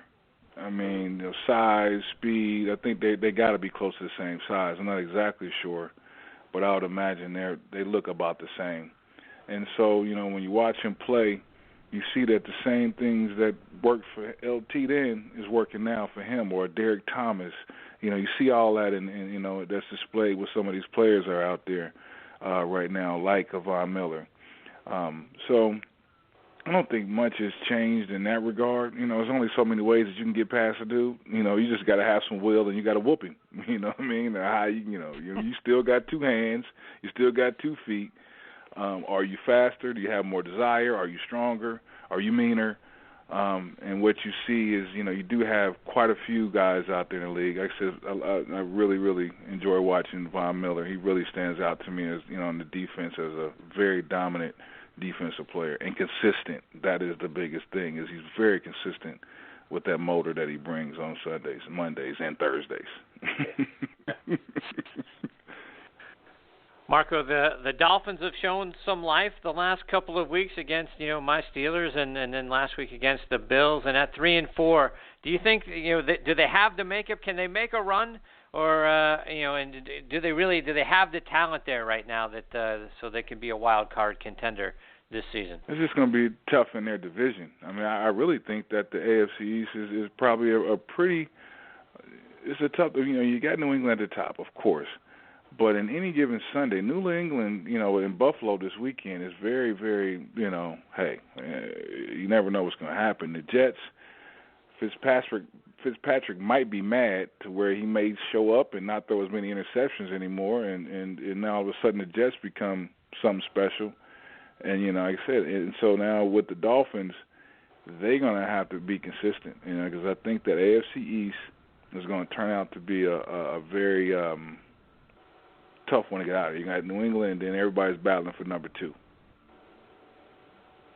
And Marco, like you mentioned a moment ago, you remain down there in Jacksonville after your playing days, and as a former member of the Jags. The Jags, Marco, are a team that I really thought was going to take a big step forward this year, and it just hasn't manifested itself yet. What do you think needs to happen for the Jags to take a positive step and get themselves back into being a playoff contender? Well, just watching tonight's game, you can see in my opinion, immaturity. A lot of, right now, I think they showed a stat that the Jaguars lead the league in penalties. You've seen several mental mistakes during the course of this game. The body language of Blake Bortles, you just see that it's still an immature atmosphere. And I think that, like I mentioned, having the opportunity to go and play for Don Shula, have Joe Green, I mean, these guys, it was a professionalism that was established and known. It's similar to a young man that goes and plays for Bill Belichick. I'm not sure they're going to have to do some things, it seems like, culturally right now, because they're all acting in a manner that's just not – they got to grow up. I would just say that. They got to grow up. And is that a head coaching sort of thing? I mean, if you look at Gus Bradley's tenure, right, they're 14-54 under him, right? So is that a coaching thing that that he for whatever reason the coaching staff isn't able to get this group of men to turn the corner and to mature in that way, or is it something else? Well, I'm not really sure as much as it is Gus as it is just right now the organization. Like I said, I mentioned, with coming to Miami and you're having an established locker room with a lot of veteran leadership. Like I'm watching, them versus Tennessee, and you have Delaney. Well, you have some guys that have seem like they've established themselves a little bit more than the majority of the guys within that are players for Jacksonville. Although you have Plesney, it's just not enough of those. It just seems like for the Jaguars right now. And that's I don't know whoever's picking the guys. You know what I mean? That's pretty much it. I'm not sure how much because that's the deal, man. It just looks like, in my opinion, they just gotta get grow up. Just having someone there that can help them understand really what it takes to be a pro on a consistent basis. It's all about consistency. Have some phenomenal athletes out there, man, some really good players. But the mental makeup is as important as it is the physical makeup. Mm-hmm. As I'm watching now, this tight end is running in for a touchdown. It's really not looking good for the Jaguars right now. 24. Bob, more for Marco? Mark, I want to ask you about your last two seasons in the league in Denver. You playing for Shanahan. They had two very good teams back then, and they've had a lot of success since. But talk to us how it was ending your career there, the mile-high air, and just about your overall thoughts about that city. I really enjoyed Denver. Denver was a phenomenal city. Again, another Hall of Fame coach I had the opportunity to play for. The atmosphere and the culture in which he developed, I mean, very, very similar to what I had with Don Shula. I was fortunate to start my career with a phenomenal head coach and to end my career with one. Both years we made it to the playoffs, maximized the talent. I was there pretty much as just a role player. I wasn't looked to really be that guy, but I was still felt extremely a part of the team. Coach Shanahan is a phenomenal coach, and the assistant coaches also. Jacob Burney was the defensive line coach there. Again, another guy I had more contact with, similar to Joe Green, that really a lot of respect for him. Like I said, both seasons made it to the playoffs. The last year, Jake Plummer was our quarterback. We got to, I think it was Roethlisberger's rookie season. They beat us, and that was the bus. He went to Detroit and won, I think it was Detroit the Super Bowl, I think, that year. Right. And they, so AFC Championship game, that was my last game. Cried like a baby, as I knew it was pretty much the last straw, last hurrah. But I played my heart out, man. So obviously that was the AFC Championship game, 2005, 2006 season. And then my rookie year, of course, 1992, Buffalo beat us AFC Championship game. In 2003, 4 season, as an Eagle, got a chance to be beat by the Carolina Panthers as they go to the Super Bowl. So 3 opportunities, no Super Bowls. It's such a long career, Marco. 14 years in the league and the college ball, and I'm just wondering, when you leave the game in 2005, were you ready for post-football life? I mean, it had to be a major change. We know that. How did you adjust at the time?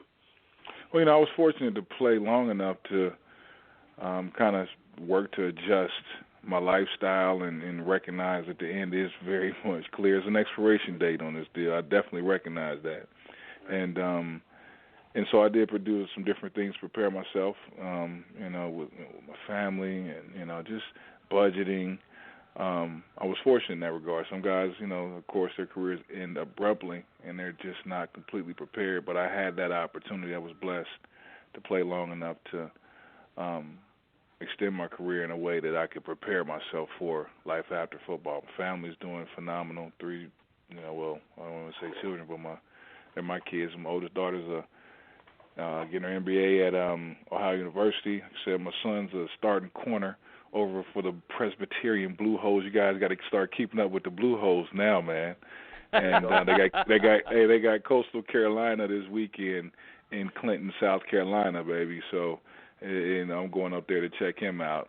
And then I got a younger daughter that's 15 years old, sophomore in high school here in Jacksonville. So, family's doing phenomenal, working at Matador Financial, established a financial service firm.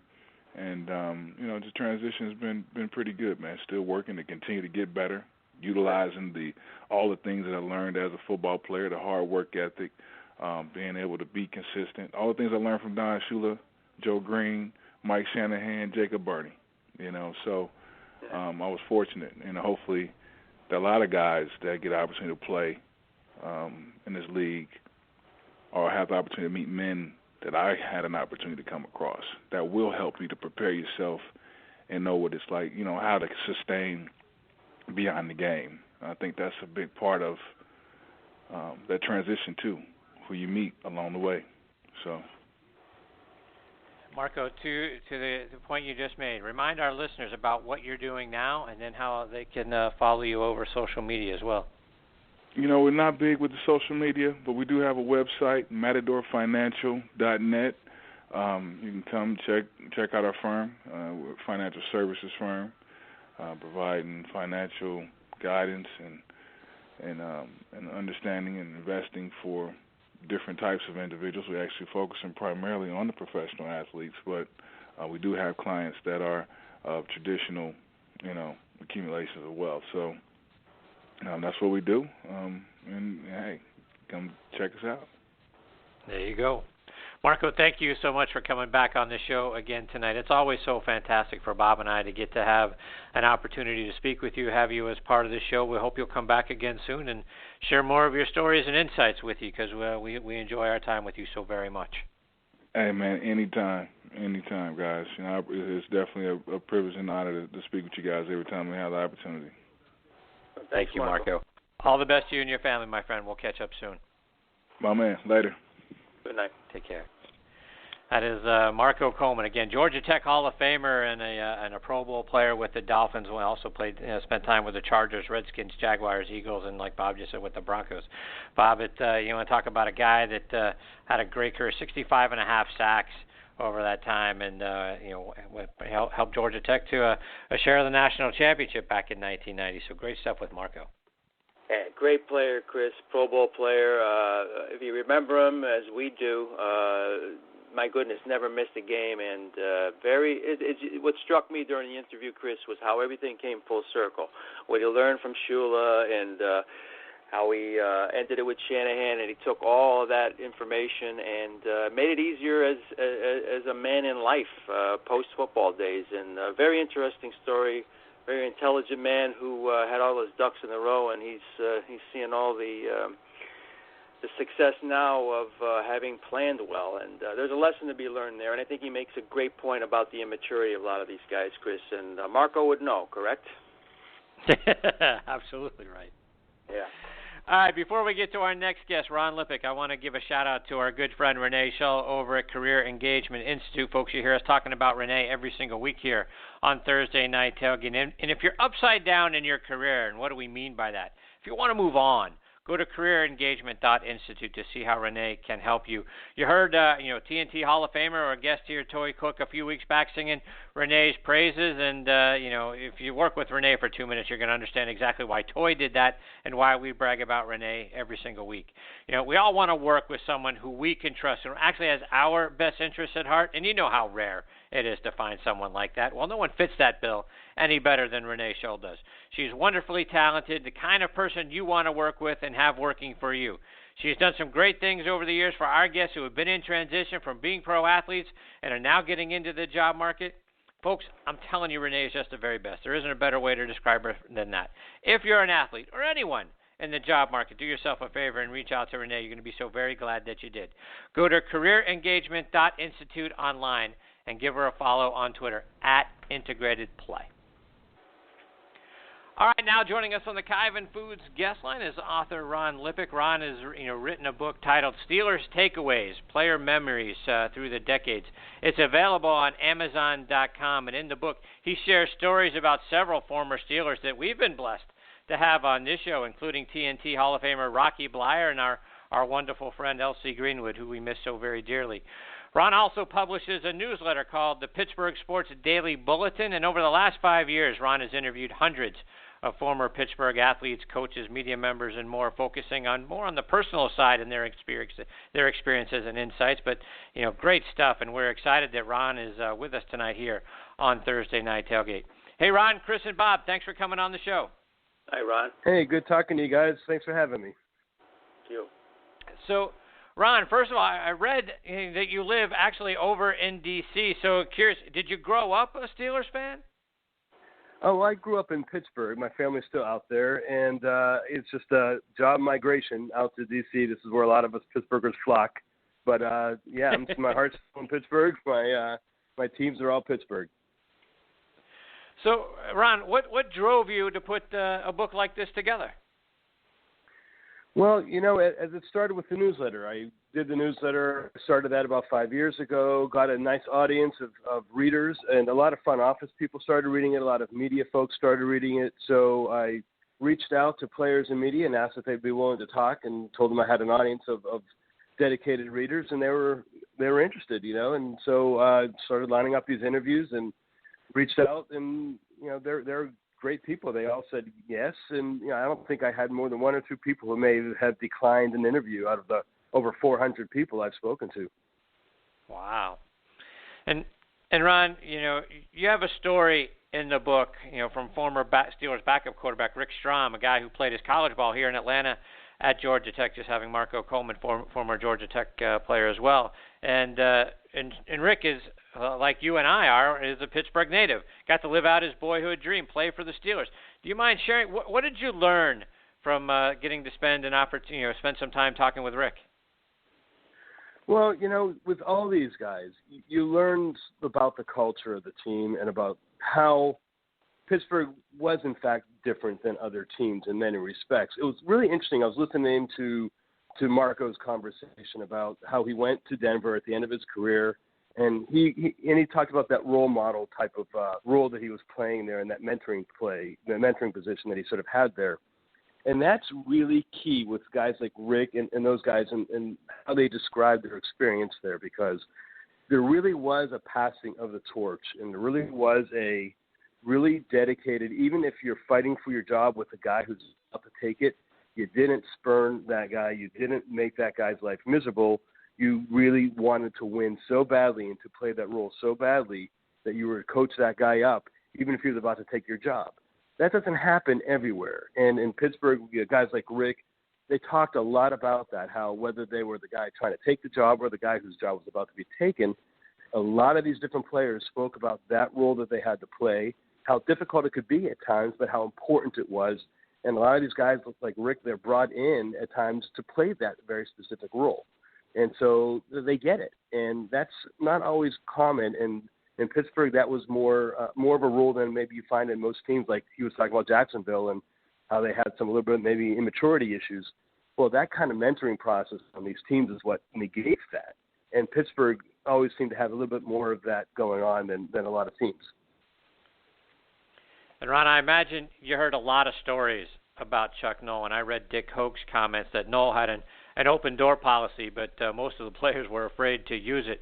What were some of your favorite stories that you heard about Chuck Noll? Oh, one was a story about how he hated cigars, and he would argue about people not smoking near him. But then one day they invited the chief, the players did, to come sit in Chuck's office, and Chuck never said a word. Was the chief smoked a cigar in the office? But he did go and get a fan. so he knew when to toe the line. But there were guys that loved Chuck, and there were a few, like Roy Jefferson had big issues with Chuck Noll and did not get along to the point where he was traded away. But most guys really, they loved Chuck. He was never the most personable guy, but he would go to the guy mowing the lawn and talk to him about how to golf better, because he just loved to teach, and he didn't care what it was. He was a teacher, and you hear that across all the players about how much he just loved to teach. And it was just really, really nice to hear how he impacted everyone's lives with a pat on the back that showed more than maybe a 10-minute long-winded speech from another coach. A pat on the back from Chuck Noll meant that much. And I don't want to lose sight of you talked about Roy Jefferson, and we had Roy on the show a few years back. But in the book, you tell a story about how Roy and Chuck butted heads, and in particular a very specific story about practice and what probably led to Jefferson getting traded to Baltimore. Do you mind sharing that story? Yeah, if I remember, it's Hubie Bryant, it was a hot day. I mean, it's incredibly hot in practice, and those practices then were nothing like they are today. They were 10 times harder, 10 times more physical, 10 times longer. And it got to the point where at that practice, I think, it was Hubie Bryant passed out. He was just that hot. I mean, according to Roy Jefferson, his skin was crackling. It was that hot. And Jefferson just had it out with Noll and said, this is not acceptable. Chuck Noll told Roy that that's his decision in no uncertain terms, and that he doesn't get a say in that. And a short while later, Roy was gone. Wow. And it's interesting because there are a lot of stories where, for all the great things you hear and all the good stories that you hear, there were a lot of stories about people who weren't comfortable with some of the things that happened there. I mean, when Chuck Noll got there, the first thing he did was he wiped the slate clean. He got rid of almost every player on that team by his second year. Right. And he told them that he was going to do that. One thing about Chuck Noll was, he's honest. He was honest. And so he told everyone that, 90% of you aren't going to be here by next year. And he was right. Bob, questions for Ron? Yeah, Ron, it's great to speak with you. We had talked earlier, and Chris, we have talked to Rocky Bleier a few times, and I had him up on the TV side up this way too. And I'm sure out of all the guys you've talked to, he's got to have a special place there, because I think you'll probably agree, Ron, when we talked to him, it was beyond football. I mean, when he told me about standing in rice paddies in Vietnam, I mean, it goes beyond football. And the way he talks, as you know, he's so incredibly scholarly and formal and kind of matter-of-factly the way he talks to. But I'm sure that was probably one of the more moving conversations you've had with all these players.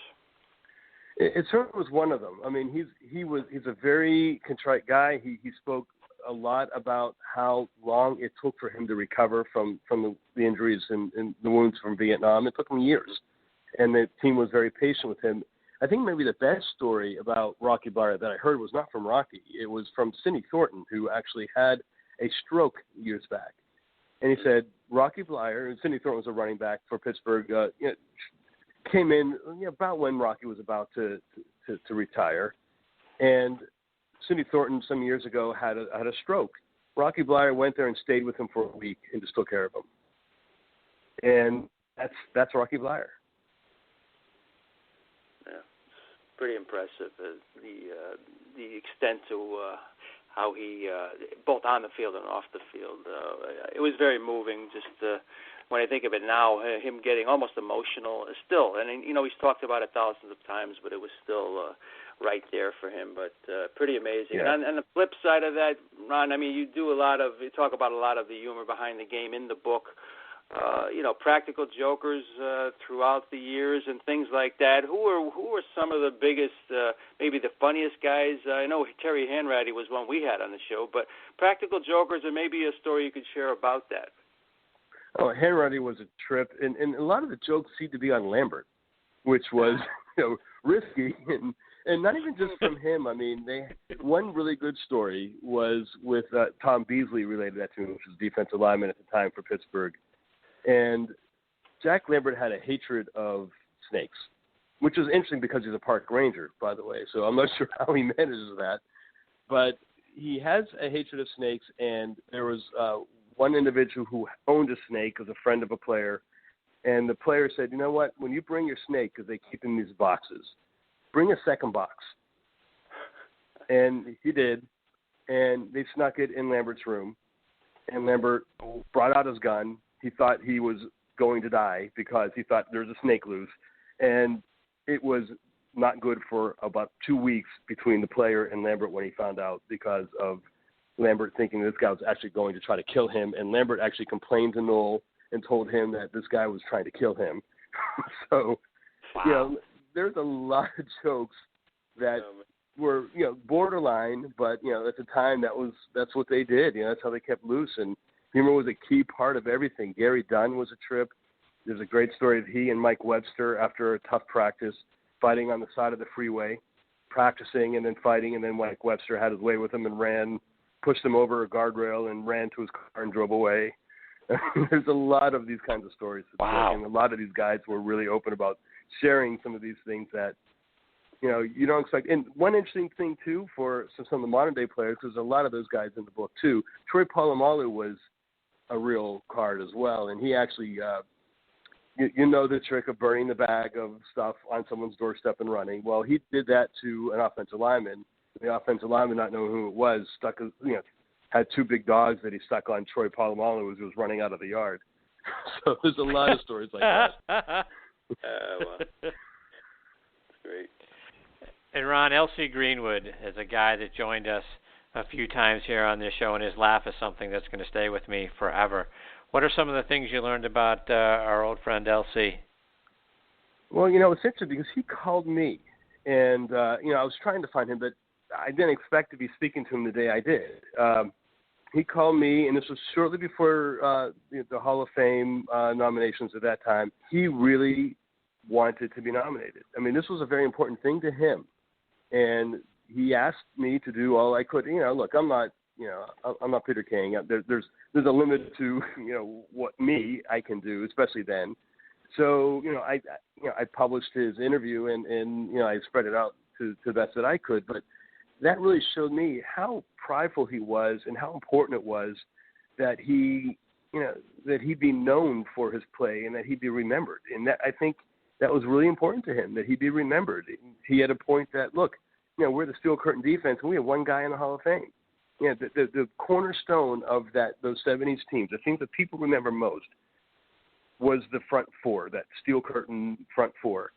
There's one guy in the Hall of Fame, and he felt like there should be more.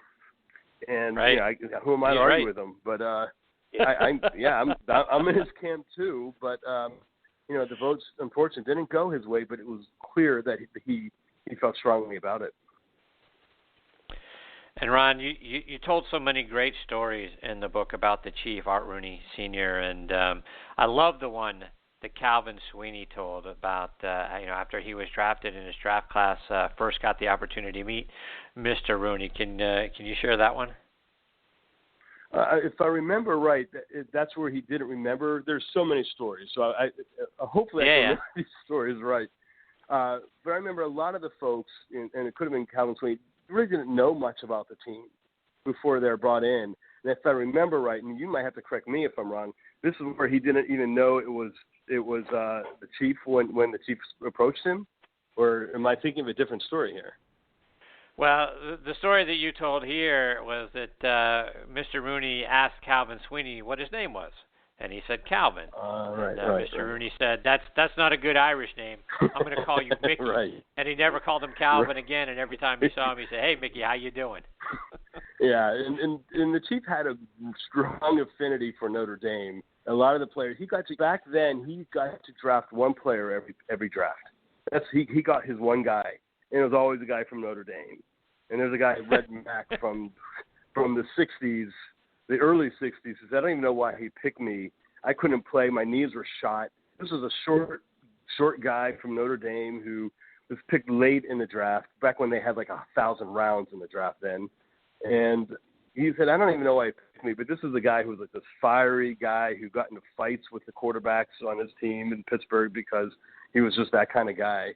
And but he was laughing. He said, I don't know why he picked me, but it turned out, this is a great story, that Red Mack was a guy that the Chief knew when he was an orphan.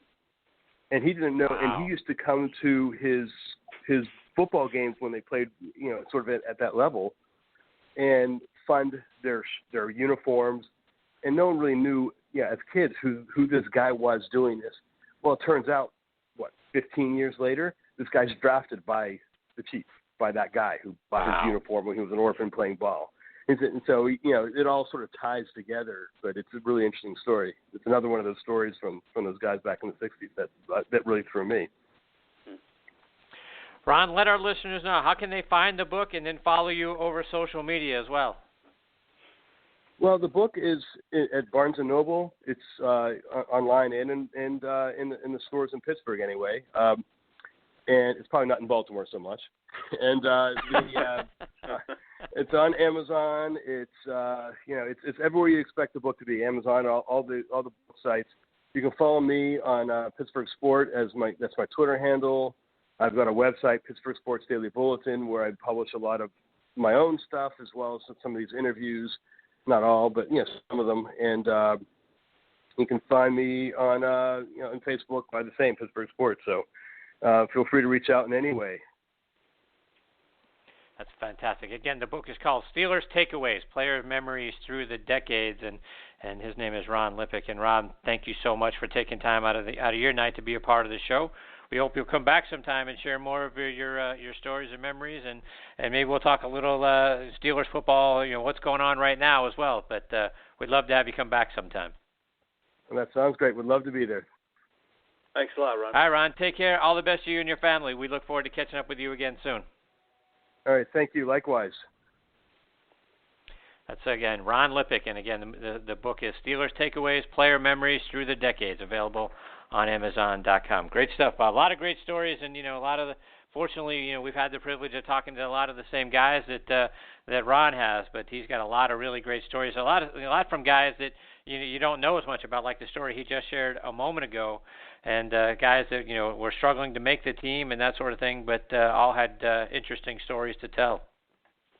Yeah, and if you check out a few of the reviews on Amazon, Chris, 5 stars. I mean, people love the book, and if you read some of the names he's interviewed, some of the guys we didn't even mention. I mean, your Kevin Greens and Randall Ells, guys like that who were fascinating to me over the years. Really interesting stuff, and I'd love to talk to him again and get more thoughts about some more of these over 400 interviews he did. Yeah, absolutely right. Look forward to getting him back on the show, hopefully before too long. All right, when Bob and I come back, we'll be turning on the Thursday Night Tailgate Spotlight on the Positive. Then we're going to wrap up the show, and we're going to do that on the other side of these words about our friends over at Coastal Orthopedics and Kyvan Foods. Are you suffering from ongoing pain from athletic injuries in your knees, shoulders, or hips? Tired of living life with an old injury that just won't go away? If you answered yes to either of these questions, we can help. Dr. Peter Candelora and his experienced staff of medical professionals will get you back on the road to recovery. Their state-of-the-art facility and new medical technology will ensure you will be enjoying life again in no time. Since 1991, Dr. Candelora has been specializing in joint replacement, athletic injuries, and general orthopedics. Visit us on the web at www.athleteinjuries.com or call our office, 888-825-1150. That's 888-825-1150. We are proud sponsors of the Gridiron Greats Assistance Fund. This is Reggie Kelly, former Cincinnati Bengals and Atlanta Falcon tight end, and I'm the owner of Kyvan Foods. And if you enjoy delicious food, you're going to love my Kyvan products, which consist of our honey apple salsa, sweet barbecue sauce, and an array of seasonings. For store locations, online orders, and recipes, check out our website at www.kyvan82.com. That's KYVAN82.com. One taste, and you'll appreciate the goodness. Hey, welcome back. This is Todd Washington, two-time Super Bowl champ, offensive line coach for the Baltimore Ravens, and you are listening to Thursday Night Tailgate with my boys Chris-Mascaro and Bob-Lazzari on the Armed Forces Radio Network. Go get them, guys. Hey, we're back here on Thursday Night Tailgate, and we're turning on our spotlight on the positive. Bob, who do you have for us this week? Chris is doing some research this week about certain guys, so many of them do charity golf tournaments like our own Tony Collins. And one of the names that popped up who does one each year is he's now playing for the Dolphins, a longtime career with the Chicago Bears, but now an offensive lineman. Actually switched to guard from tackle. Jermon Bushrod, he's a former Pro Bowl player, Chris, and still playing at a high level. I looked into what he's doing, and he actually has run something called the Visualize and Rise Foundation. It's RIZE. And the key to his organization, Chris, he wants to support youth sports and education programs, which, of course, is such a noble undertaking, giving kids, young kids, necessary tools to help them reach their potential. And again, he does a lot of football camps, Chris. He did a football camp this past June. He had a celebrity golf tournament this past June, and all, again, goes to kids. And he does so many good things about just to help inspire youth become leaders. And God knows that's the most important thing that we do. And this was a guy who attended Towson University and put a big emphasis on education. So that continues to all he does off the field. And again, now he's down in Miami, a little different than it was in Chicago, but he's still continuing to do the things that he did there to make a difference. So Jermon Bushrod of the Dolphins, we salute you tonight. Yeah, there you go. And Bob, tonight, I want to put the spotlight on our friend Marco Iannuzzi. Pardon me, wide receiver for the BC Lions up in the Canadian Football League. I wrote a piece on my Facebook page describing how great Marco is. And for those who haven't heard our interviews in the past with Marco, please go check out our archive shows on our site, thursday-night-tailgate.com, or over on Podbean as well. And I'll give you a quick rundown on Marco as a player. Right, he graduated from Harvard and MIT. He was a four-year letterman at Harvard and remains their all-time leader in career average return yards per game. He was a first-round draft pick by the BC Lions back in 2011, currently having his best season in his career right now up in the CFL, and he was a member of the BC Lions Grey Cup championship team back in 2011. But away from the field, he has been awarded the Jamie Terrace Community Award for his service in the British Columbia community up there in BC, Canada. He was awarded the honorary challenge coin from the Chief of Police for his outstanding sportsmanship and the significant contributions that he's made, on and off the field. He recently won Canada's Smartest Person competition, oh, by the way. He's on the board of directors of a lot of charities, right? He's there for the MS Society of Canada, as well as a charity called Sources BC, which helps families that are in distress. He's an ambassador for over a dozen charities, including BC's Children's Hospitals, the L's for Autism up in Canada, Ernie Els and his charity for autism. He's up there on the board of directors and an ambassador up there in Canada. He's an ambassador for BC Cancer Foundation, Kids Sport Canada, which is a national nonprofit organization that provides financial assistance to kids who just want to play sports and they're unfortunately financially unable to be able to play.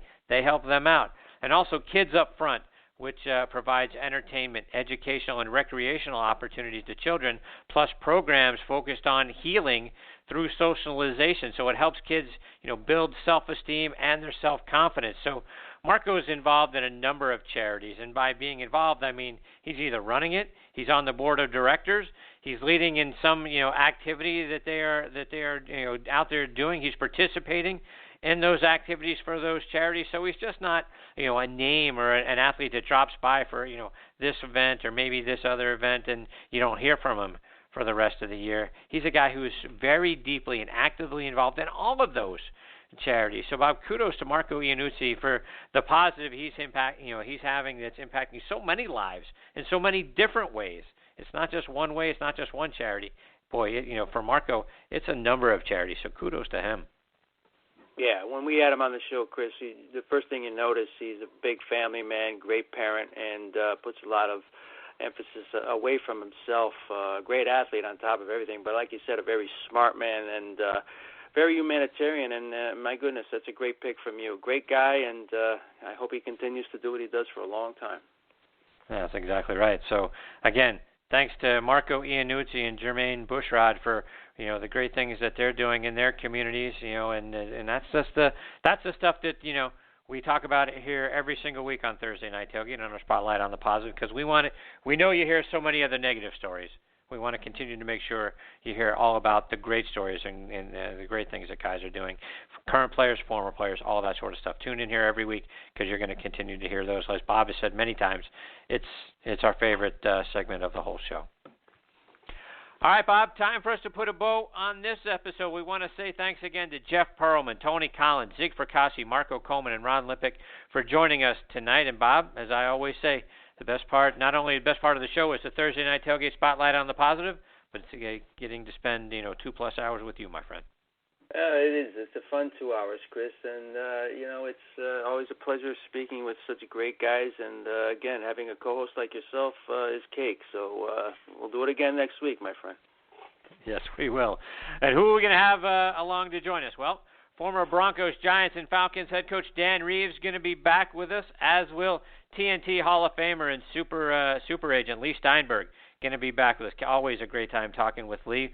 We'll have former Dolphins defensive back Lifford Hobley, and we're looking to bring also another college head coach, Ray Goff, former University of Georgia head coach. So we're working on getting Ray back with us as well. So, and then of course Tony Collins, he'll be here to talk about our 5-star picks of the week. So we're going to have a lot of fun again next week. We hope you'll come back and be a part of the show with Bob and I as well.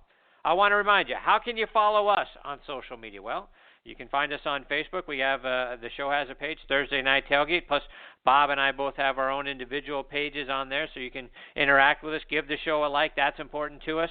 You can find us on Twitter. I am at CT-mascaro. Bob is at Bob_Lazzari, and the show is at TNT Podcast. You can stream or download any of our archive episodes for free, folks, by going to great podcasting sites like Podbean, our great friends over at Podbean.